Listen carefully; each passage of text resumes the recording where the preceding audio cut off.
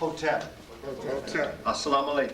Assalamu alaikum. My brothers and sisters, I'm so happy to be back here at Grassroots Productions for a number of reasons. For one reason is that I've had a chance to come and speak on a number of different issues. First, we dealt with the Kemetic origin of the universe, talking about our Kemetic ancestors and how they viewed the beginning of the universe, the importance of this.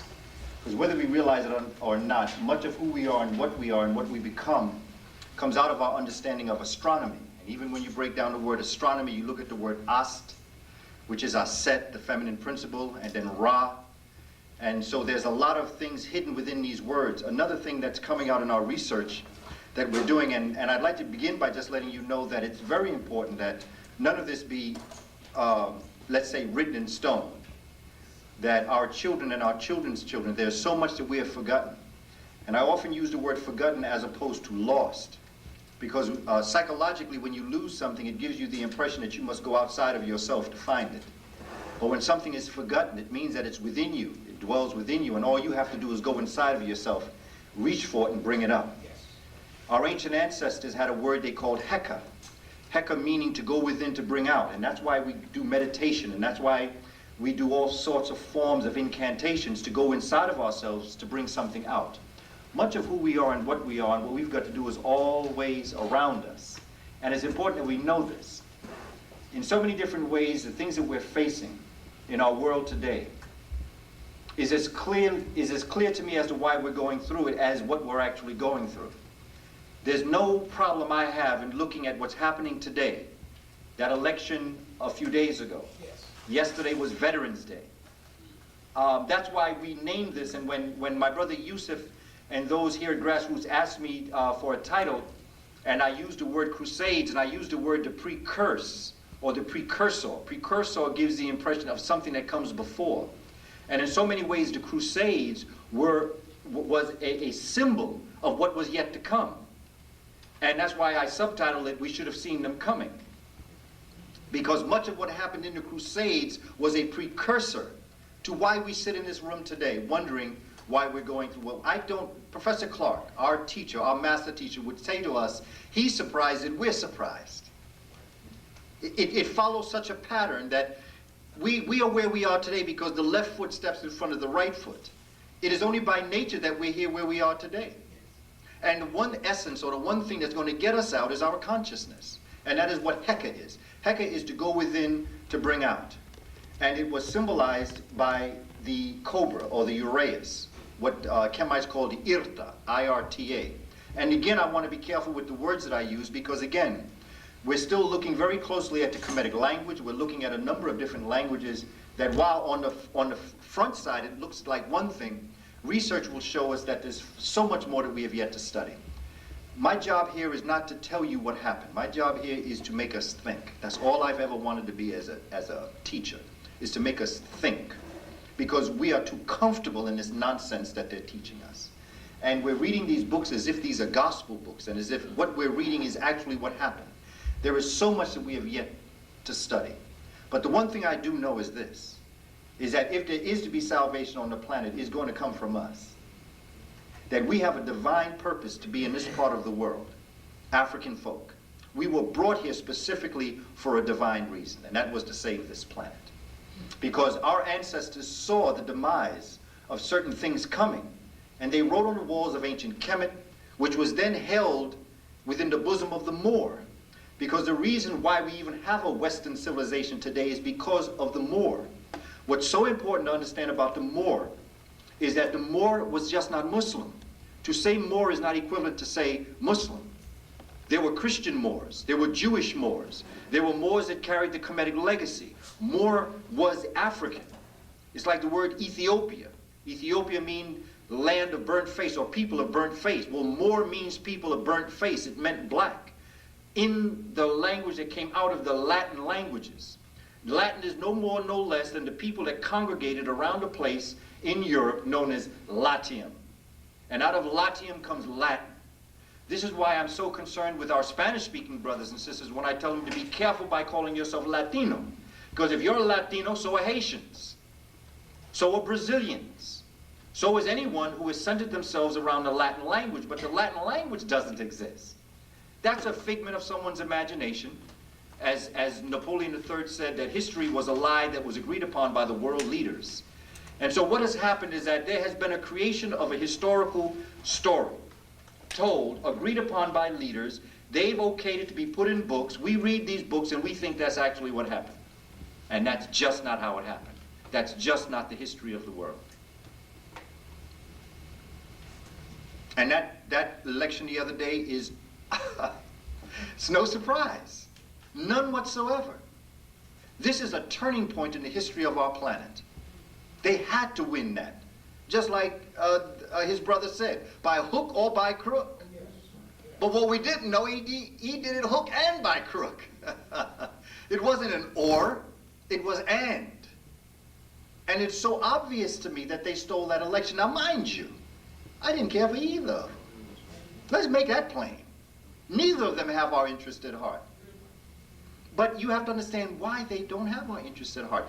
Having our interest at heart means that they are signing their own suicidal death wish. We were here. We are the beginnings of all. We did not ask them to separate themselves from us. We did not ask them to do that. They did that voluntarily because of something that happened within their own pineal gland that made them create a world that is called xenophobic, which means that you are fearful of the foreign. African folk not only aren't fearful of the foreign, they embrace that which is not like themselves because they know that there's only growth in opposition. If everybody agrees in something, there's no growth because we're all the same. It's only when someone comes with a different idea or a different way of living that you're allowed to grow. That's what I often said about Michael Jordan. Michael Jordan had to quit because he couldn't become a better basketball player. Because he could not become a better basketball player until a better basketball player stepped on the basketball court, and none came. Muhammad Ali, same thing with Muhammad Ali. In order for you to become better, someone better than you has to come into your presence. For civilization to move forward, it has to be pushed. It doesn't go on its own. What we're experiencing now is a civilization that is not being pushed. And why? Because we're not pushing it. We are the pushers of all civilizations. Every time you see civilizations rising, you see African folk behind pushing, agitating, pushing it forward. Not necessarily physically and violently, but just with new ideas. You don't see that now. That's why you have all of these things that you have these movies coming out, Rocky IV, Rocky V, Rocky 2000. Because they have no more ideas. See, the idea of Rocky was for the European once again to beat Muhammad Ali. That was the image of Rocky. That's why it was so popular. Because when you look at it, Rocky wasn't really that great a film. And it wasn't made that good either. And it was made from an actor that really wasn't a good actor. But what did he have? He had a dream that all folk have, and they wanted to see Muhammad Ali knocked down. That's why Rocky became such a great film. But you see, it was only a figment of their imagination because not one of them has ever become heavyweight champion again. So we're living in a society that the reason why it's not going forward, one of the finest films that has been made, that has made us think, since Malcolm X, was Bamboozled. There have been other films now. I'm not talking about the films that have come from other countries, other nations. I'm talking about the ones that have been put in front of us to look at. In terms of creativity, using that camera in ways that cameras are not used. They don't have good ideas. All they can do is play with that computer. And why? Because the computer is something that they can physically manipulate. So it becomes something that they become good at. But even they did not create the computer, because I've seen pictures of sisters in ancient Kemet sitting before what would be a computer board. The whole idea of chess came from Senate, came from a strategy. The whole ideas of worry came out of, the 12 nights, the 12 hours during death of the ancient Kemites. That came out of, that's where the game comes from. That's where the whole concept of a dozen comes from. It comes from ancient Kemet and the 12 hours of the night and the ability to move each stage of your, let's say, your movement in death, going to the underworld, coming to each gate, to each door, you've got to have a special word. And having that special word, knowing that means that you can move to the next gate or the next door. Well, all of that came out of games. That it came back and forth. The game was created to celebrate that idea of the 12 hours of the night of death. So you have worry. You have the whole idea of buying things by 12. The whole idea of the apostles, 12, with Christ being the 13th. That's why 13, that's why they make you afraid, or try to make you afraid of the number 13. Because number 13 to African folk is a sacred number. It's a very important number. And you know I'm into Panthers, so you know how I feel about that black cat crossing my path. I'm looking for the black cat cross my path. These are the images that they've given us. This is the illusion that we're living under. And as long as they can, you know, there's a brother Wade Nobles, Dr. Wade Nobles in California, that says that power is the ability to define someone's reality and have that person accept that definition. We're living under conditions where they have given us an illusion and we have bought into the illusion and we believe this illusion. We're living this illusion. And you know, even though something is an illusion, if you accept it, it becomes a reality. Yes, sir. Even though it's an illusion. Teach right, brother. It is your reality. So you create out of something that does not exist, something that does exist, because you create a life system that goes according to that illusion. So therefore, it's no longer an illusion. And this is what we're facing as a people. We are a mighty people, brothers and sisters.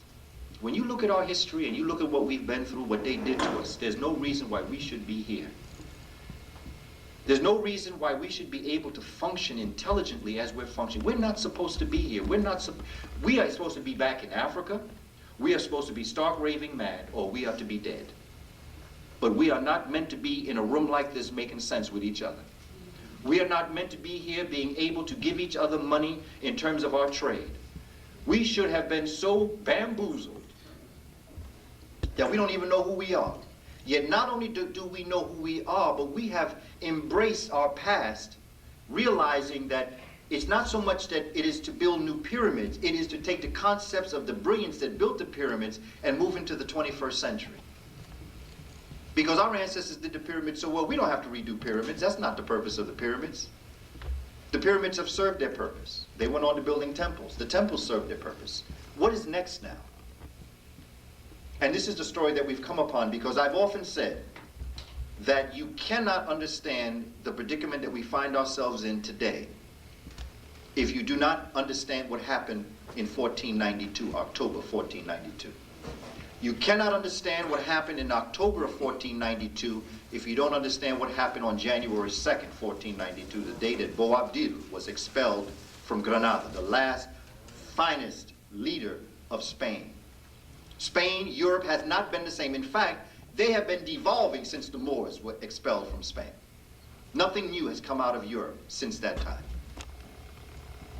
You can't understand what happened in January 2nd, 1492 if you don't understand what happened in July of 710, when the Moors first came in to Europe. You can't understand what happened, why the Moors would be there, if you don't understand the fundamental principle of what happened during the Byzantine Empire, during the Roman Empire, during the Greek Empire, and what the Greeks got from the Chemites. So you can see that from what I've outlined to you moving backwards, if you understand what happened in the past, you can understand the present. If you can understand the pattern from the past to the present, you then just apply the pattern like a mathematical equation to your present, and you can project your future. What they are hoping is that we don't get this formula together, that we don't see this pattern that has happened. Whenever you see any greatness, whenever you see any movement, including the hip-hop nation, we're behind it. The only reason why they have any kind of massive economy today is because it was built on our backs. And it's built on our young people's back in the hip-hop nation. Because that's what's channeling their young people today, is the hip-hop nation. Their children would have nothing if it wasn't for us. And then when you look at what's happening in the educational system, and you look at what's happening in the prison system, they're still getting over on us. They're still playing us. Our young people don't understand. Our young people, I work with them. I work for the Board of Ed in the Bronx. District 9 in the Bronx, South Central Bronx.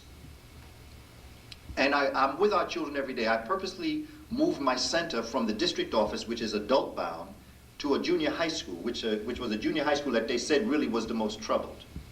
The reason why I moved it there was because I felt that if all that I was saying, because I have a mouth, and if all that I say about culture and our children is correct, I wanted to go where it was the most challenged. Because if it could work there, it can work anywhere. Because there are some children in some of our schools, they don't need me. They're on the path already. All they need me for is just to check in with me every so often to make sure everything's all right with me. But they're all right. A good student doesn't need a teacher. Needs a facilitator just to keep them moving. But students who have that challenge, that need someone there, this is the school that I chose to go into. And I'm telling you, as sure can be, our children are absolutely wonderful. Do I like some of the things I hear? No, I don't like some of the things I hear. Of course I don't. But it's the society that makes them conduct themselves that way. It's the society that gave them that N-word. We hear our young people on the bus. I mean, sometimes I'm on the bus and I hear them use that N-word. They use that word, so they use that word N like I use the word brother and sister. I've heard them use that B word on our sisters as if they're calling that sister their lover. They use that B word like it's a term of endearment. I love you, you sweet. They're not using it in the sense, he said he wanted to use that word so much that it wouldn't have any meaning anymore. Well, to the new generation that embraced that word, he was right.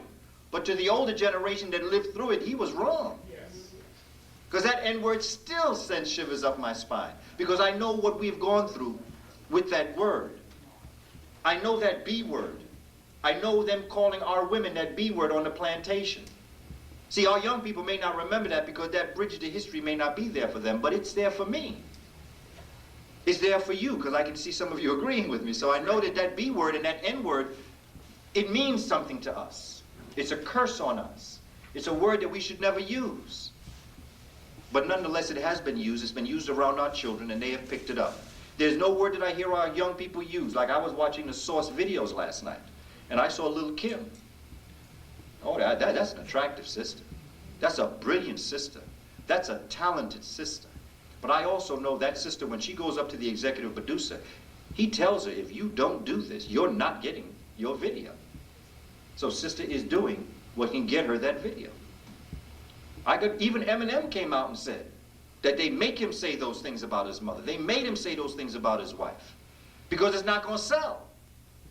But not only that, behind all of this, this is a plan. This is a plan not just for our children, but for their children. See, this is what people of European descent haven't gotten aware of yet. This is why when you see things happening in Columbine like that, everybody's talking about it's not supposed to happen here. Oh, yes, it is supposed to happen here. And it's happening just when it's supposed to happen here. It's just that you're too ignorant to understand the plan. They have as little regard for their own children, their own mothers, their own wives, as they have for us. But we don't see that. When I say we, I mean they. They think. They've been bamboozled. In fact, of all of the people on the planet, folk of color know when we've been bamboozled. We just happen to be in a situation where there's not too much control over it. But they honestly believe that because of their skin complexion, they are superior. This is something deep inside of them, a psychology thing. Now, there are some that know better, but for the most part, deep inside of them, they believe that because of their complexion, it's not supposed to happen here. Because that's a white supremacist comment, by the way. It's not supposed to happen here. In other words, there are places it's supposed to happen. There are places that it's acceptable to happen. But in Columbine, it's not. So much so, I developed an essay that I'm still completing, because there's still things going on that won't let me finish it. It's called From Columbus to Columbine. Memories of Malcolm. Chickens have come home to roost. Because what's happening in Columbine is nothing but what Columbus started. Hitler was nothing but a stepchild to Columbus. I could have told him Hitler was coming when I saw Columbus on the water. This is why this evening's presentation, the concept of this connection, is so very important.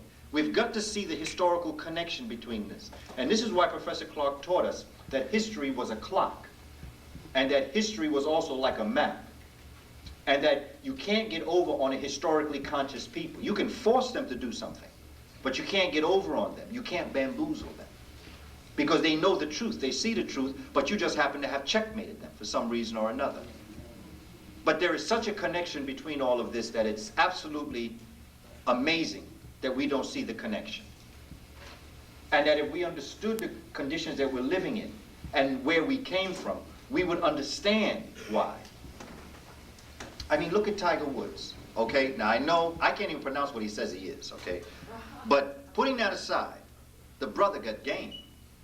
Nobody's beaten him in golf for the least at next 30 years. He may lose one or two here and there. We all have bad days. But there's nobody gonna beat him now. We have taken over golf, which was supposed to be their sport. In tennis, yeah, well, the last one really is one that brothers are ready to give them. Sisters say, I'm not getting on the ice, so you can have hockey. See, we like to be warm where we play. They can have the ice because we're not used to ice. We are not an ice people, although if we would apply ourselves, we'd play well. But we are not like that. We are not really going to jump on the ice right now and play, because that's not our thing. Any other game that keeps you warm, we're there. I mean, the closest we'll come to an outdoor sport where we get cold is football. And that's because when we hit each other so hard, we get warm. And that's a seasonal sport anyway, so we get warm in the summertime and the springtime. But we're at the point in tennis, another one of their sports, that we got to play each other. And not just play each other, but families got to play each other, because there's no one that can beat the Williams sisters. Can't beat them in the world. Can't beat them in the world, because we got the Olympics down pat. Got the Olympics, we got this thing here. Sister got the Triple Crown. She won every award that you can win. All over the world she's won them. Tiger Woods has won all the awards all over the world. They said we couldn't run marathons because our bones were too thick. We were what they call it, exomorphic. We're heavy bone, we're big on the outside. Said we can't run naturally. So now what are we doing? We're coming in first, second, and third in the marathons all over the world. We own the Boston Marathon. The Boston Marathon, the New York Marathon. They want to cancel it out. That's it. And they don't show us when we're coming across the thing anymore. But you see, you can see what's going on. You can understand. And I'm trying to stay away from talking about superiority and inferiority, because I've always believed that that's a spiritual thing.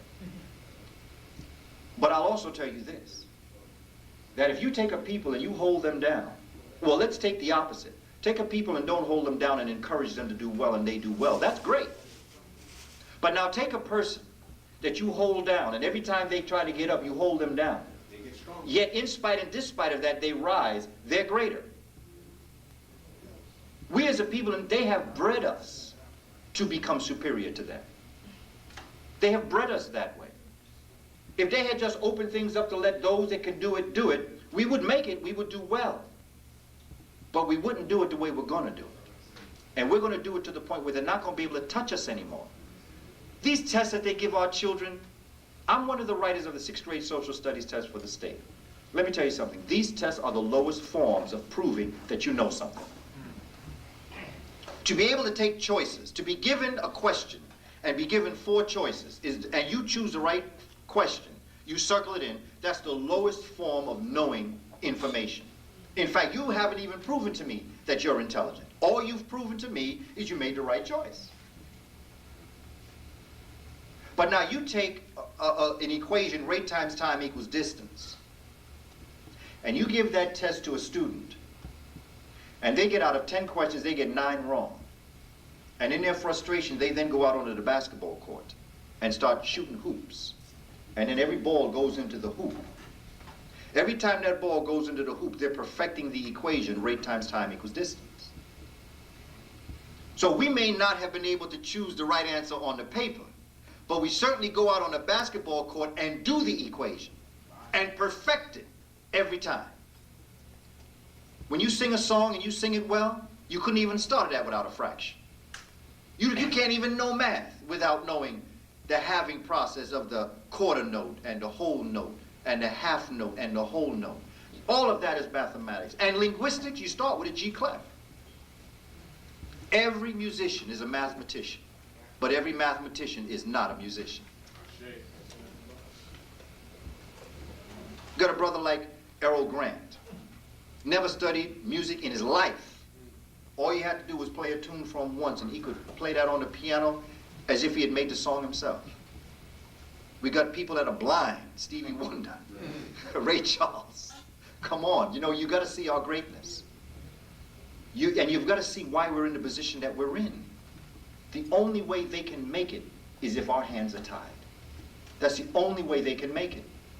Because if you let us go, there's no holding us back. But now they're scared because they've been holding us back for 400 years. And we still rise. But what's happening in those 400 years that despite you holding me down, I'm still rising? In spite and despite of what you're doing, I'm becoming greater than you. Because in the time you're holding me down, you can't advance. Like I say, you put me in prison, you automatically in prison too. It's just that we're on different sides of the bars. Because you put me in prison, you must become my prison guard. Because if you leave, I'm right behind you. And because I know you put me in prison, I'm going to be moving quicker than you, ahead of you. This is what our children face. This is what our community face. You've got to see why they're going to put us in prison. You've got to understand why they would create the Bloods and the Crips, and then unite the gangs in California and get them to believe that there's a gang called the Bloods and the Crips. The Bloods and the Crips don't even exist. They're a figment of someone's imagination that united the gangs of California in order to sell drugs, in order to be able to give the money to the Contras of Nicaragua. It's an illusion that we're living out here. The Bloods and the Crips don't exist, and all they've done is taking these children who yearn for family, who need that connection with something and someone, who will promise their lives to somebody. If you just be my father, be my mother. This whole idea of the nuclear family don't exist. The African family has never been a nuclear family. In fact, if any black man ever dared to be a father, they would immediately sell him. Because any man on the plantation that had the ability to have the children obey him is mightier than the so-called European plantation owner. At that point, you had to be sold, because no one could be more powerful than the plantation owner. So even in our rise to greatness, we grew up without a nuclear family. So it can't be about the family. Otherwise, we would be destroyed, because we've never had one.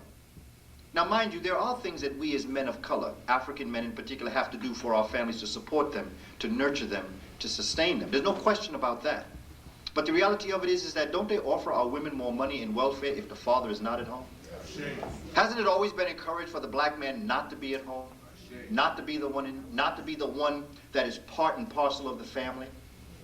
I mean, they set that up like that. I'm not saying it's right or wrong. I'm just saying that's the way it's set up, to survive. It's always been encouraged for the person of color, the male, not to be at home, not to take that role. Now, there could have been a father that was actively involved with the children no matter what, coming back and forth, but when it came time for the social worker to come, just tell him, Daddy not here. But even that creates an atmosphere for children that we can't be surprised at what we see today all around us.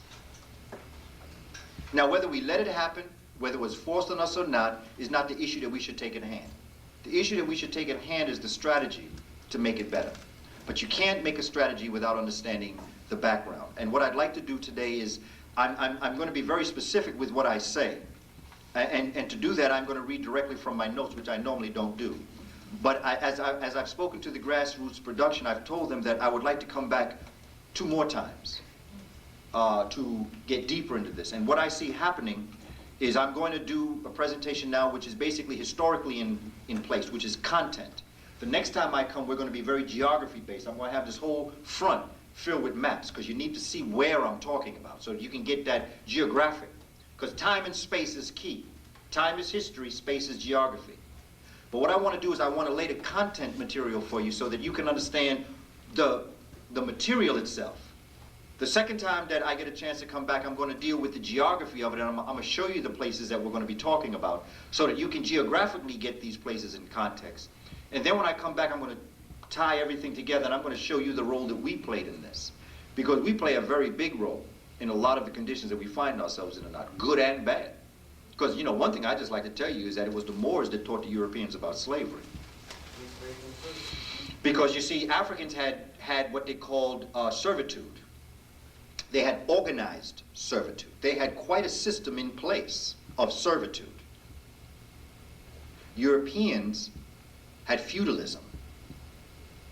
And what happened is that when the Moors, when Africans came into Europe with this organized servitude, the European took the organized servitude and superimposed it over their legal feudalism.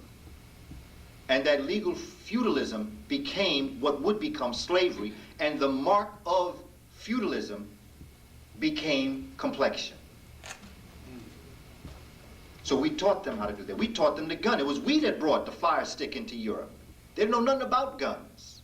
See, the Europeans at this time were an extremely ignorant people. Kings and queens were illiterate. They lived in barns. That's where chicken pox come from. Chicken pox come from humans living in the close proximity to chickens. And breathing the same air creates, over time, creates a disease within, which becomes communicable. Moors went in there and said, no. The first thing the Africans brought in was soap. They said, before I even touch the land, we got to clean y'all up, because y'all a little funky up in here. And then the Moors brought in something that they call alcohol, A-L-K-U-H-L, which today we call alcohol. Because they said, after we clean you up, we got to disinfect you, because you're sick. Remember, this was the bubonic plague they had. They call it the Black Plague. They were dying. Neighborhoods were dying. And when Africans came in with soap, they came in with disinfectant, and they came in with Valencia oranges, olives, grapes, strawberries, all of the things that grow, because remember, Europe not doing these things. They didn't have them. And they didn't have the agricultural science to make it happen. We brought this in. We saved them so that they could do this to us. Because if we had just backed off for another 200 years, if the Visigoths and Vandals didn't get them, the disease would have. The reason why we sneeze today is because of that. We don't have communicable diseases. Native Americans don't have communicable diseases. Native Americans and Africans get sick by what comes from the outside and impacts them, like the tsetse fly or a mosquito. Okay, we get sick from something that comes out and infects us. European gets sick from inside. And they communicate it out. That's communicable diseases. And it seemed like the men had a fondness for sheep. They got lonely up in them caves sometimes. Women and them dogs didn't get along. That's right. That's right. And the horses did wonders sometimes. Now we laugh and we joke, but please, brothers and sisters, understand this is a reality that these people lived in. And inside, you go down to them pornographic stores, they still live in it. Yes.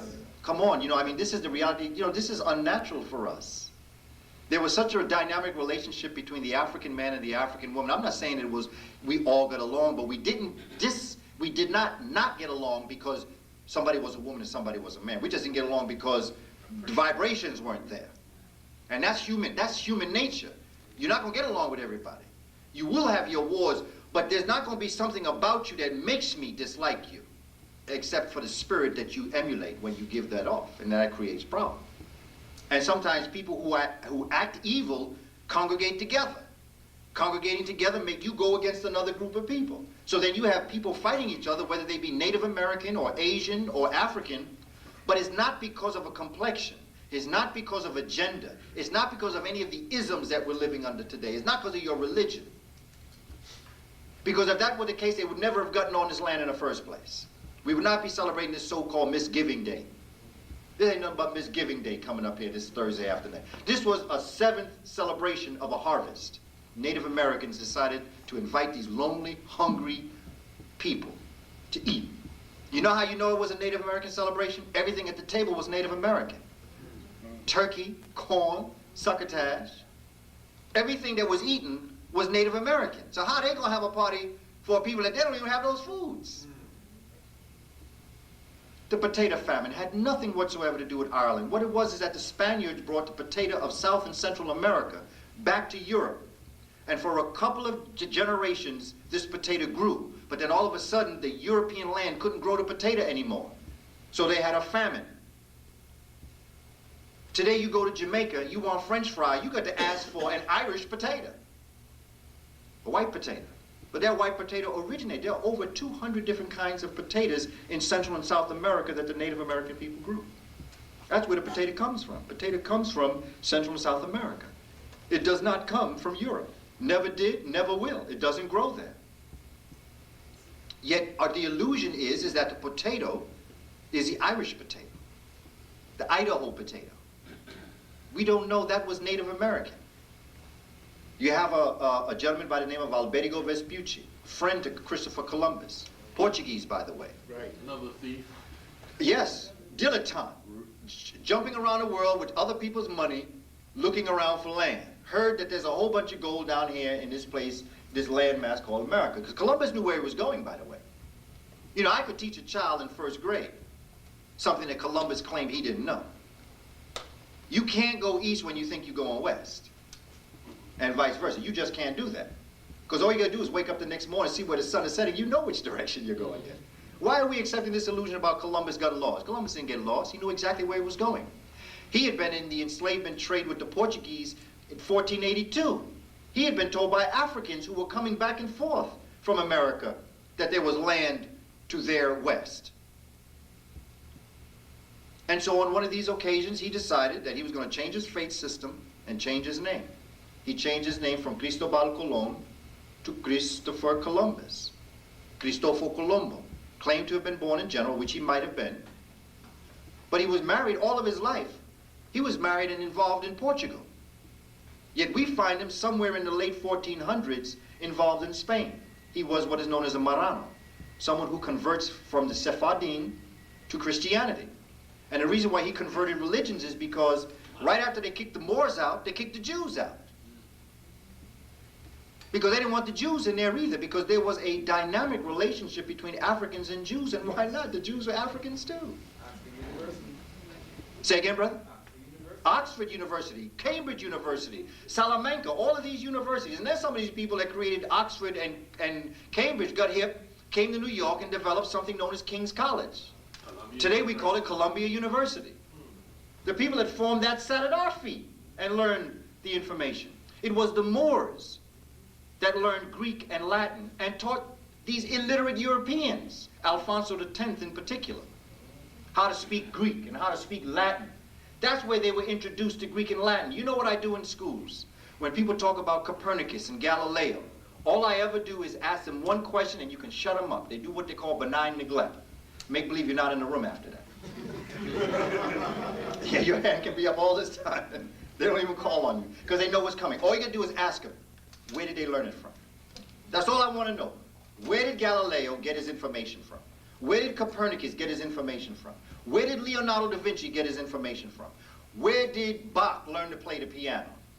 Come on, they didn't invent the piano. The piano is nothing but a harp turned sideways and encased in wood. That's why the piano is shaped like that, because it's a harp. Harp comes directly out of Africa, out of the family of chordophones that the Moors brought in to Europe. Because you don't see nobody playing the piano back there in Europe. It's too cold. Where's the trees for the wood, for the piano? There's the string. Where are the strings? Where are the animals where the strings come from? It's not there. These are the kinds of questions that when asked, change the whole dimension of the conversation that you're having, because people know they got to back off. That's why you got to become invisible in that room. Because if they entertain your comments, if they entertain your questions, that's it. It's over. But this is what we have got to know. And when we know it, we can teach our children. So what I'd like to do is I'd like to spend some time, and then we'll go for a break. I brought materials with me because, brothers and sisters, there's no way that I could ever really say everything that I'd like to say. So I've brought materials that at your leisure and as you see fit. You can contact me, you can purchase today, you can do whatever you'd like in terms of getting more information. But what I'd like to do is I'd like to break this up so that you can see certain areas. The first thing that I would talk about, before I would talk about the Crusades themselves, is I'd like to talk about the Roman Empire. You've got to understand the Roman Empire to understand what was going on. But in order to understand the future of the Roman Empire, you've got to understand Byzantium, or the Byzantine center. Because the whole concept of what's happening amongst the Romans and amongst the Orthodox Christians and amongst the Africans is going to create Byzantine, the Byzantine Empire, or something known as Byzantium, which today we call, which was then taken by Constantine and made into what was called Constantinople, which became the capital of Byzantium, which today we call Istanbul, Turkey. See, all this is talking about Turkey in this particular area. But there's something in history that happens that splits the Catholic Church, and it all comes down to Revelation. Because the European has a thing about if they can't touch it and feel it and see it and smell it, it don't exist. So what was happening within the philosophical concepts of Christianity was they were moving away from the historical relevance of this Christianity, which was the almond priesthood, by the way. See, I don't see Christ as an individual person. I see Christ as a priesthood and a priestesshood that's revolting against the Roman army, attempting to recast or remake the almond priesthood. That's where the word amen plays such a prevalent role. Because amen is an African word. It means the hidden. It doesn't mean so be it. And if you want to prove it, just go to a Latin dictionary and look up so be it.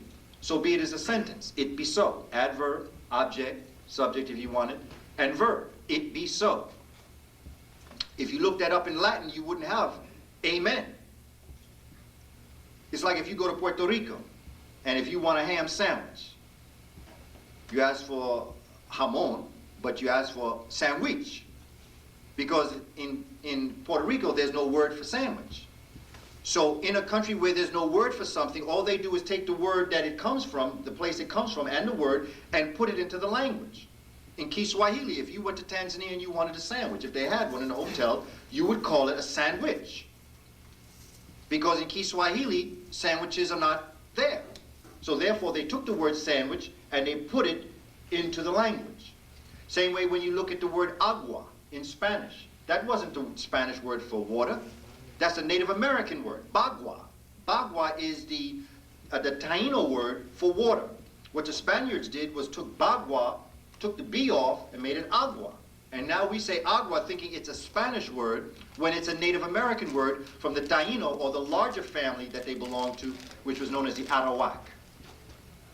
That's why when when we're splitting ourselves up through language, we have to understand that you could be hooked up from a whole nother perspective. Although many Taino do not exist anymore because of the destruction of the people, there are still some Taino that still remain in the Caribbean area. There were some that got on a boat and came to Florida. You got some Taino in Florida, just like you got some Cherokee in the Caribbean. That's why when you see people that look so Native American and they're not Taino, when the European was stealing the land of the Cherokee and the eastern coastal Native Americans, this comes down to us from Dr. Shashi McIntyre. Many of the Native Americans along that coast, from the north to the south, east coast, were exiled from the coast into the Caribbean. Same way when you go to like Portland and other places in the Caribbean where you see redheads. Well, those are the Irish that were exiled from Ireland to the Caribbean by the British. So you have a lot of people of Europeans, and they've got that. They speak just like they're Jamaican, and you're looking at them, you think that their name is O'Connor. Their name might be O'Connor, but they got that Jamaican sound to their language. They got the language down pat. And they say, but I'm Jamaican. And you wonder how, but they're Jamaican because they are the Irish that when British were taking over their land, they would exile them to parts of the Caribbean. And there were particular areas of the Caribbean that they were sent. But this is why there's such a relationship. Now, the story of ancient Rome really started off as a small community. And they came out of a group of shepherds, a community of shepherds in central Italy. And they became, to their records, as a great empire. But then they collapsed. And there's a reason why they collapsed. Just like this is going to collapse. In fact, I'm not even going to tell you it's going to collapse. It's in the process of collapsing right now. As we speak, they're collapsing. That's why I'm telling you, stay out them bushes. There's not an, well, I'll just leave that alone. But yeah, I mean, the reality of it is, it is so obvious his background. It is so obvious what he's about. His brother himself said that. And I mean, we got to get this together. Because even I would dare say that, okay, we can point the finger all we want to at them. But even if they no longer existed, brothers and sisters, honestly, are we ready to take the leadership role on this planet? Yes, we are. And that's the question we have got to ask ourselves. If we are ready, then we've got to get this thing together. And we've got to make sure that our children are ready to accept this sacred legacy. Because we've got some things that we've got to do within our communities, within our homes, within our schools, within our hospitals. See, I have a problem with this thing about 100% Medicaid. See, my problem with this 100% Medicaid is that they plan on keeping 100% of us sick. You know what I'm saying? See, I'm ready to go back to the herbalist. I'm ready to go back to the juju doctor. Forget about going to the doctor. I don't want to go to Medicaid. I don't want you to give me a card that's going to keep me sick. I want to get healed. I want to go to a healer that's going to make my life a lot better than thinking that don't worry about it. When you get cancer, we'll take care of you. No, I want someone to tell me I'm not going to get cancer. According to Roman legend, the city of Rome. Now remember, I was in a discussion once, okay, let's say it like this. I was in a discussion once where someone, was trying to be funny. It was a person of European descent. And they made a comment like I was like I belonged to a monkey's uncle. They were trying to insinuate the Africanness, the level of hominid and hominoid, and they were making it seem as if I was related to the monkey. And so I had no problem with that as long as they were willing to admit that they were a son of a bitch. And I was valid in my point. And the reason why I say this is because the ancient story of Romulus and Remus, according to the myth, is that Romulus and Remus suckled at a she-wolf's breast. Yes. Okay? Now she-wolf to me is a female dog. And you know what they call a female dog. So if in fact my history comes from the gorilla, then their family comes out of a she-wolf. And this is in their story. That their mother, Romulus and Remus, came from a she-wolf. And that Romulus and Remus fought each other. And Remus lost. Romulus won. And so the capital of this central Italian area became Rome. If Remus had won, Rome would be called Rheims. That's why it's called Rome, because of Romulus. Romulus and Remus. Now this is nothing but a contamination of the story of Cain and Abel, of Asar and Seton. They haven't invented anything new, because remember, the Greeks taught the Romans. In fact, the Greek slaves were enslaved to teach the illiterate Romans. Most of the Romans were illiterate. They got their intelligence from the people they enslaved. Now, by 275 BC, this small area of Rome that started in 753 BC, by 275 BC, it controlled most of the Italian peninsula. Think of it, the Italian peninsula. This is where they're starting, as shepherds now. But see, the thing about these is that these are warriors. Keep this in mind. They're very aggressive. And remember, they're shepherds. So you know who they're taking care of. They're sheep. Remember what we said about the sheep. So this is the beginnings of this contamination. Okay. At its peak in the 100s AD, the Roman Empire covered about half of Europe, much of what they call the Middle East, and the north coast of Africa. The empire then began to crumble, partly because it was too big for Rome to govern. You see, they never were able to get the pharaonic system of education in place. They never were able to get that because everybody that they took up underneath them, they fought them and they made them angry. So there were always plots and planning. Even when you look at Octavian and Mark Antony, you see them constantly plotting against each other. There is something in Rome known as the Cronus complex. The Cronus complex, K-R-O-N-O-S, or however you might want to spell it, but it's Cronus, which means that the concept is that the father will do better than his father, but will make sure that his children can't do better than him. This is why you have so many children killing their father in their world, because they're trying to take over constantly from their father. This is where Shakespeare gets the whole Oedipus complex from. See, the whole underpinning of this is coming out a contaminated version of what they never really understood coming from African people. And so when you're looking at this historically, this is why it's important that Dr. Clark taught us. One of the best ways to find out about African history is to learn European history.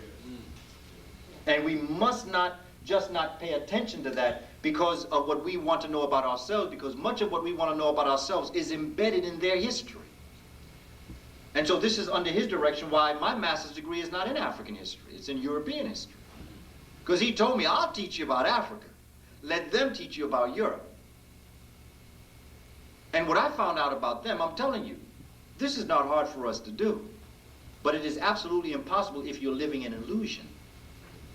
Because remember, that whole thing about the Wiz. Remember the Wizard of Oz? See, the wizard was nothing but a small man projecting a large image on the wall. That's what scared everybody. But when that little dog Toto pulled back the screen and everybody saw that was a little man, nobody had a problem dealing with him anymore. But the worst thing was, it was the first time everybody found out that he couldn't help. You had to do it yourself. And when the good witch came down, actually what the good witch merely explained to them, she was a facilitator, just like I say about a good student. All the good witch said, you remember Lena Horne when she came down and sang, you got to believe in yourself? All she told them, she told the lion, she said, look, you want courage. When you defended everybody there, you had courage. Told the Tin Man that wanted a heart. When you were willing to do what you did, you showed that you had a heart. Scarecrow wanted a brain. He said, when you devised the plan, you showed that you had a brain. And Dorothy, all Dorothy wanted to do was go home. Isn't that like us? Isn't that story us, though? All Dorothy wanted to do was go home. She said, well, all you have to do is click your heels 3 times and say, I want to go home. That's all we got to do. And what's stopping us from clicking our heels to go home is the illusion of the wizard projecting himself on the wall as a big man. Because the European is not what they pretend to be. Not at all. And I've been and I don't need to say, because I'm sure many of you have been in their presence before. They're not who they pretend to be. But the illusion, you know, when you want to take over a people, there are 3 steps. There's creation of the myth. There is getting people to believe the myth. And then it's making them form the habit of believing the myth. And while it's always the last form, it's always the hardest to get rid of. The habit. See, because we don't believe the myth anymore. But we so busy have formed the habit of believing it, we're living it. It's like Carter G. Woodson said that, you know, we've been going in the back door so long that if we went to a house that didn't have a back door, we'd build it just to go through the back door. We don't need the Republican Party or the Democratic Party. We don't need a third party. All we need to do is be conscious. It's not about getting your foot in the door. See, I believe a lot in the words that we speak. That's why to Africa, word is so important. The word. Children say word up. Word is very important. The concept of getting your foot in the door gives you the impression that you're not in the building yet.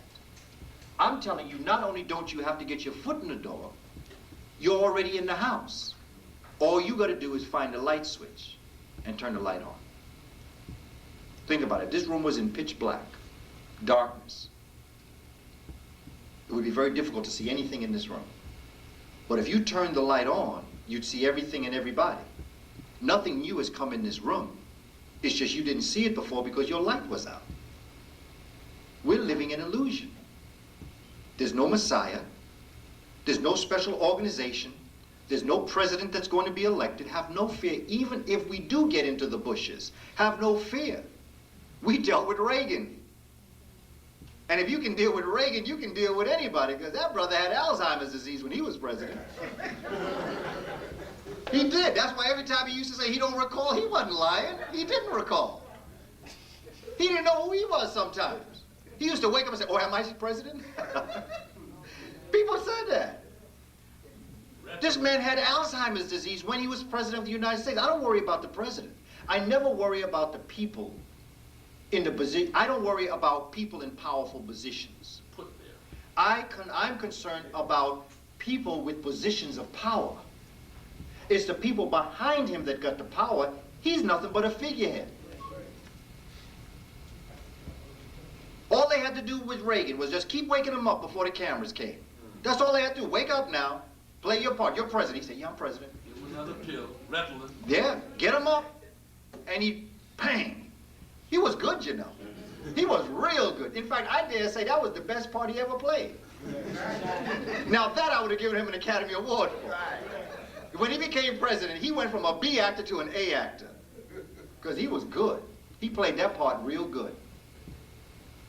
It was an illusion. We don't have to worry about Bush. We don't have to worry about Gore. Look at what we've been through. We've been through Washington. We've been through Jackson and Johnson. We've been through Buchanan, the other Buchanan. We've been through them all. And look at where we are. Oh, look, we've been through Giuliani, so hey. I mean, think about it. But see, they'll have you scared. They'll create an illusion of fear around you so that you're really going to think something negative is going to happen. Brothers and sisters, let me tell you something. No matter who becomes president, we're still going to be facing the same situation. And the only thing that's going to change is us. I don't care who becomes president. I could care less who becomes president. In fact, if Bush becomes president, he's going to be really much on his P's and Q's. He's going to have to be. With all that they say about Clinton, he has done nothing for the masses of our people. Not a thing. In fact, we're in a worse position now than we were when he first started. Now, he's taken a couple of us, given us a little bit of something. But see, this is an illusion that we're living out here. Once we get this together and we see for ourselves what's going on, we will revolutionize this thing. And we don't have to worry about who's leading us. I'm talking about the African-American leaders. We don't have to worry about them either, because they're very predictable too. And all you got to do is look at the pattern and you'll see the predictability of them. The only thing that will change will be us. That's what freed us in Haiti. That's what freed us in America. It wasn't the leaders. It wasn't even the abolitionists. It was the masses of African people like Harriet Tubman, Nat Turner, Gabriel Prosser, yeah, we can do, that called to arms. All of them. They came up out of the community and said, no more. Alton Maddox, if you want to get to the present. All of them have said, no more. We're going to take a stand. And the system has created a cloud of fear around them so that people are afraid to walk in that cloud. But once you get brave enough to walk into that cloud, things will change by quantum leap. People will change differently towards you. Didn't they change towards Minister Farrakhan after the Million Man March? Very quickly. Even Newt Gingrich said, when you see so many people out there, something must be going on.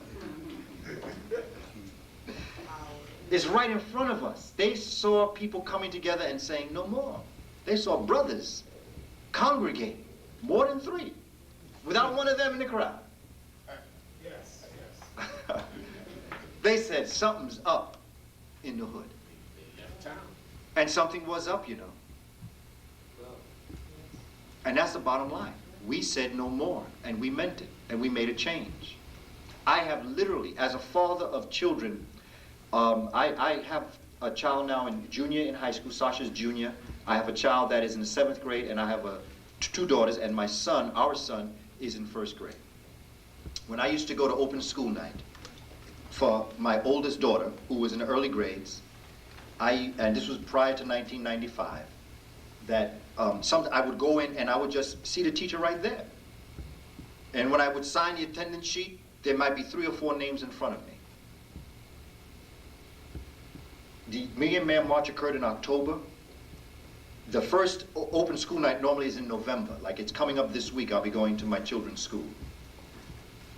That next November, from that October to that November, when I went there, the school was crowded. There were fathers there. Remember what everybody, particularly I remember Jesse Jackson giving 5 things that every family should do in terms of school. And one of them was to attend your child's open school night for report cards. This was a directive that he gave. And I saw fathers, and see, I'm a living witness of this, so this is not something that I heard about or I read about. This is something that I've experienced, and it's the same school, by the way. It's not like it's a different school. There were more fathers, there were more parents in there. And over the years, what I have noticed is that not only sometimes I don't even get to see the teacher because there's so many people there. Remember before, I used to just walk in and I could see the teacher. Now, I have to wait online. Not just that, when I go to sign the attendance sheet, sometimes I got to turn the sheet back because there's so many people's names on the attendance sheet. There is a change. I see more African men with their children now than I've ever seen before. In places I go, I see this myself. Is it happening quickly? Is it happening the way I want it? No, but it's happening. It's happening. It's a process. Yes, sir. And that's what we've got to focus on. Don't become disenchanted because it's not happening in our time. Because the ancestors and the Creator is controlling time. It's in the Creator's time, not our time. But the process of what I'm seeing happening is happening. And I remember the Muslims used to walk the street back in the day, and they say that the white man's heaven is the black man's hell.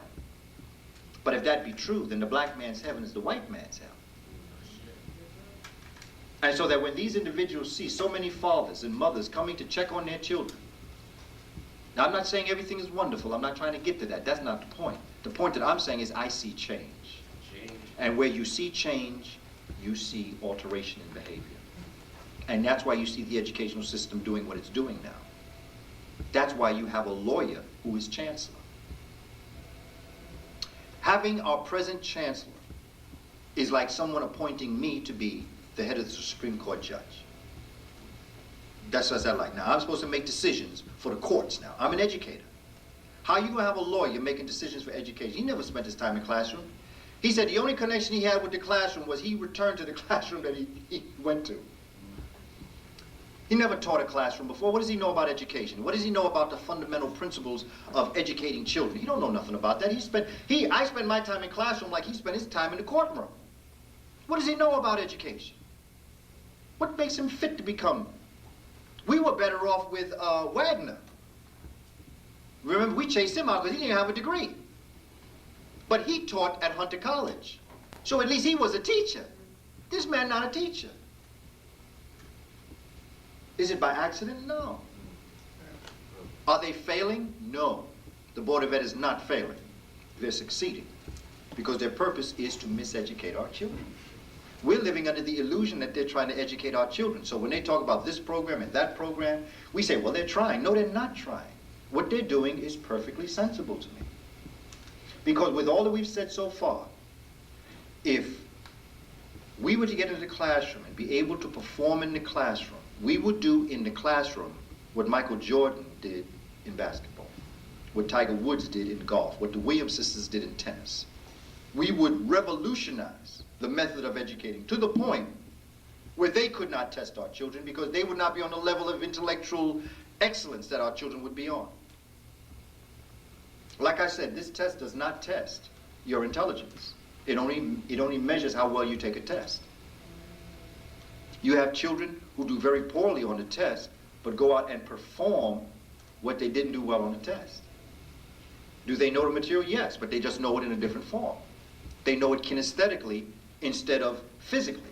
To take a test and to look at R times T equals D, rate times time equals D, is a way of knowing something. To be able to work that formulation out is a way of knowing something. To be able to bubble in the answer out of the 4 is a way of being able to respond to what you know. But my question is what you're going to do with it. And if you can't do something with it, you wasted your time learning it. We are under the illusion that I don't send my children to school to become educated. I send them to socialize. I educate my children. So I'm not disappointed when my children come home and say, we don't have homework. Because I got homework for you. Oh, wow. I got the homework for you. Forget that. You're home now. I got the homework for you. It's the socialization that I'm trying to get my children to get to. I'm trying to get them to learn how to work with and deal with other children, other people. Don't be selfish, because when you're home alone, then things are done for you. But when you go out, then you see how you are within relationship to everything around you. That's why my children go to school. Not because I expect the Board of Ed to teach them something, because I know that they're not. But I know that they can't, because that is not the purpose of school. Because what they're doing up in here is indoctrination. The whole model of education is indoctrination. It's built on an agricultural model. I mean, who said that between 9 and 3, that's when children should go to school? Who said they should have July and August off? That had nothing to do with, that has to do with the farm. Children could work the farm in the morning, go to learn how to read, to write, and to calculate because of the Industrial Revolution that was on the road. They needed office managers, they need people who work the machines, because they could see, the Carnegies and them could see what the future held. And so they needed to read, to write, and to calculate, to become office managers. Not to think, that wasn't the purpose. Not to invent, that wasn't the purpose. And so in 1909, the Carnegie Commission came up with this idea that the children would go to school from approximately 9 o'clock to about 1:30. By the way, there was no free lunch at this time. You carried your own brown bag or you didn't eat. Or you ate heavy breakfast or late heavy lunch. They didn't have no food for you. That came from a brother by the name of Adam Clayton Powell, Jr. That's when that free lunch came. And they modeled it after the African Freedmen's Bureau. The public school system was based over the African Freedmen's Bureau. How did African people educate their children after 1865? That's what became the model for the public school system. See how heavy we are? Now, there were Europeans in the African Freedmen's Bureau. I'm not saying that. In fact, the leaders were. But like all other operations that we're a part of, you may have a white general, but it's the people underneath the general that ran the show. So it was the Africans that formulated this program of how to educate children with people's money. Rich people would give money, and Africans would cut up that money and create schools. That concept of the money coming in from a central location became the government's job in the public school educational system, which was then channeled through Carnegie and all of the other rich people to turn of the century who were part of the Industrial Revolution. And so when that occurred, they said, okay, we'll let the children stay with you from when the sun comes up to about 9 o'clock. They'll stay with us from about 9 to about 1:30, 2 o'clock, and then we'll return them back to the farm so they can help you close your day out. And then we'll give them July and August off so that you can reap what you sow. But it had nothing to do with pedagogy. It had nothing to do with education. It had nothing to do with how long. And they said 44 minutes seems to be the amount of time someone needs to learn. So now we have periods that are 44 to 48 minutes long. It has nothing to do whatsoever with how much time. Children can learn something in 4 seconds. Some 4 minutes, some 44 minutes, some 4 days, some 4 years. Yes. Learning is a very unique kind of relationship that happens when the time is right. What you need is a facilitator, someone of the caliber of Professor John Henry Clark, or a Dr. Ben, or a Shashi McIntyre, Carter G. Woodson, or William Leo Hansberry. One of those brilliant, and I'm sure that we know them. I'm not trying to throw out names because I would spend the rest of the day throwing out names of brilliant educators. Because an educator doesn't have to be in the area of education. There have been brilliant people in education in every walks of life. Whether you be a doctor or a lawyer, whether you are tailored, no matter what, everything, the transmission of information is a teacher. You're teaching. J.A. Rogers is another brilliant educator. We could call these out in the litany of our saints who have come before us and who are still with us now, who have been great teachers. But teaching is not something that you go to school to learn. You may learn content information, but the art of teaching is something that comes out of you. And some of the most brilliant educators I've ever been in the presence of never went to school. Chancellor Williams taught me that the one person that channeled his life and made him understand was an ex-slave known as Jed. And Jed used to get up underneath a tree in Dr. Williams' old hometown and would start talking. And Dr. Williams said that he was so fascinated by this man who had never been to school, and everybody talked about him, that he would just sit before this man and just learn. He said he knew there was something about this man that was just brilliant. And so this ex-slave Jed was the one that brought Chancellor Williams, who became who he became. It was he who brought him through the whole process of learning and knowing. It wasn't a PhD. It wasn't someone with all them alphabets after their name. It was someone who had never been to formal school, but who was brilliant. And by the way, the first person that gave someone a PhD didn't have a PhD. How about that? How about that? How about that? You know, in fact, the way the PhD was formed in the United States is a group of them gave themselves PhDs. They just sat around and gave each other PhD, and then they became the core of people who gave others PhDs. This is all an illusion that we're under. We could sit here and give each other PhDs. That's what I tried to get to our communiversity. That program that Dr. Jeffries had spearheaded, that George Edward Tate became the administrative principal for, and that in her moving past this form into the next form, Dr. Shashi McIntyre, this was one of her last great contributions to our community, was the communiversity that worked out of Clark House. And one of my beliefs always is that should have become our institution. That should become our way that we give each other, we validate ourselves. Okay, just because you get a piece of paper from a school that says you have this, if you don't value that, it's not that. But if you sit before Professor Clark or Dr. Ben, and you so respect that educator, you so love that educator, that they give you a piece of paper that they just write on it, you've sat in front of me and you got a PhD. If you value that as a PhD, you are a PhD. Not because the paper said it, but because you value that paper and that individual that taught you something. Then you go out and you teach what that person taught you, and that's your validation. And again, going back to what Wade Noble said about power. Someone said, well, that's not a PhD. I'll say, yes, it is. He gave it to me, and it's a PhD. They say, no, it's not a PhD. You just ask them this. Prove that it's not a PhD. And they can't. Because it's only their word against your word. And if you're not part of their illusion, then that's a PhD to you.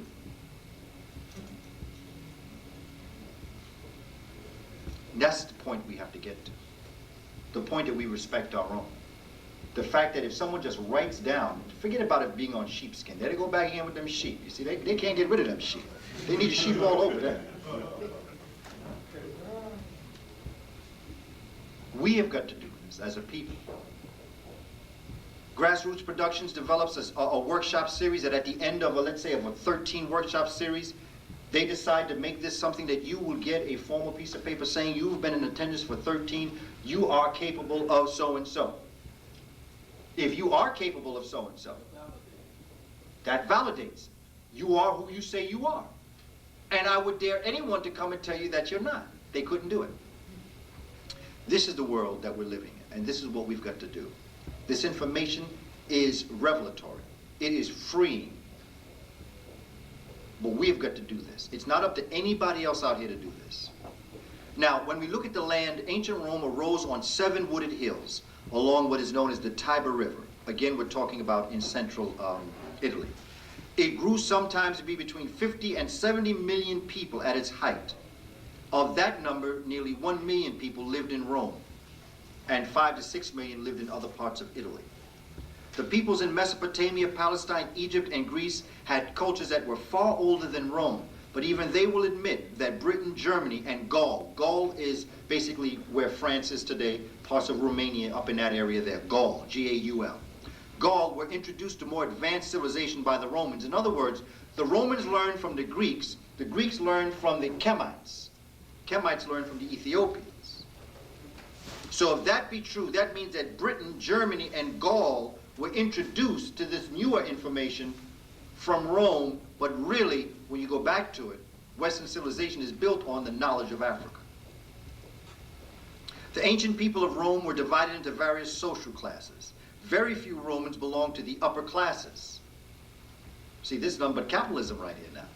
See, it's inbred in them from the very beginning. Only a few are at the top. That's the only way the system can work.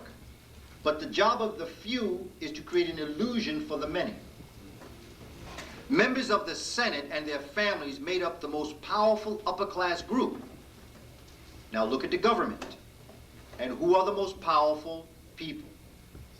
The people who have relationships with the businesses, which were to be formed what they call equities. Equities in Rome were the prosperous landowners and business people. So what's happening is that the Senate or the government is creating relationships with the business people. They're creating connections between them so that the politicians enact things for the business people. It's the same model that we have today. The head of the Roman household was what was known as pater familias. In other words, this is where they're going from the matrilineal to the patrilineal.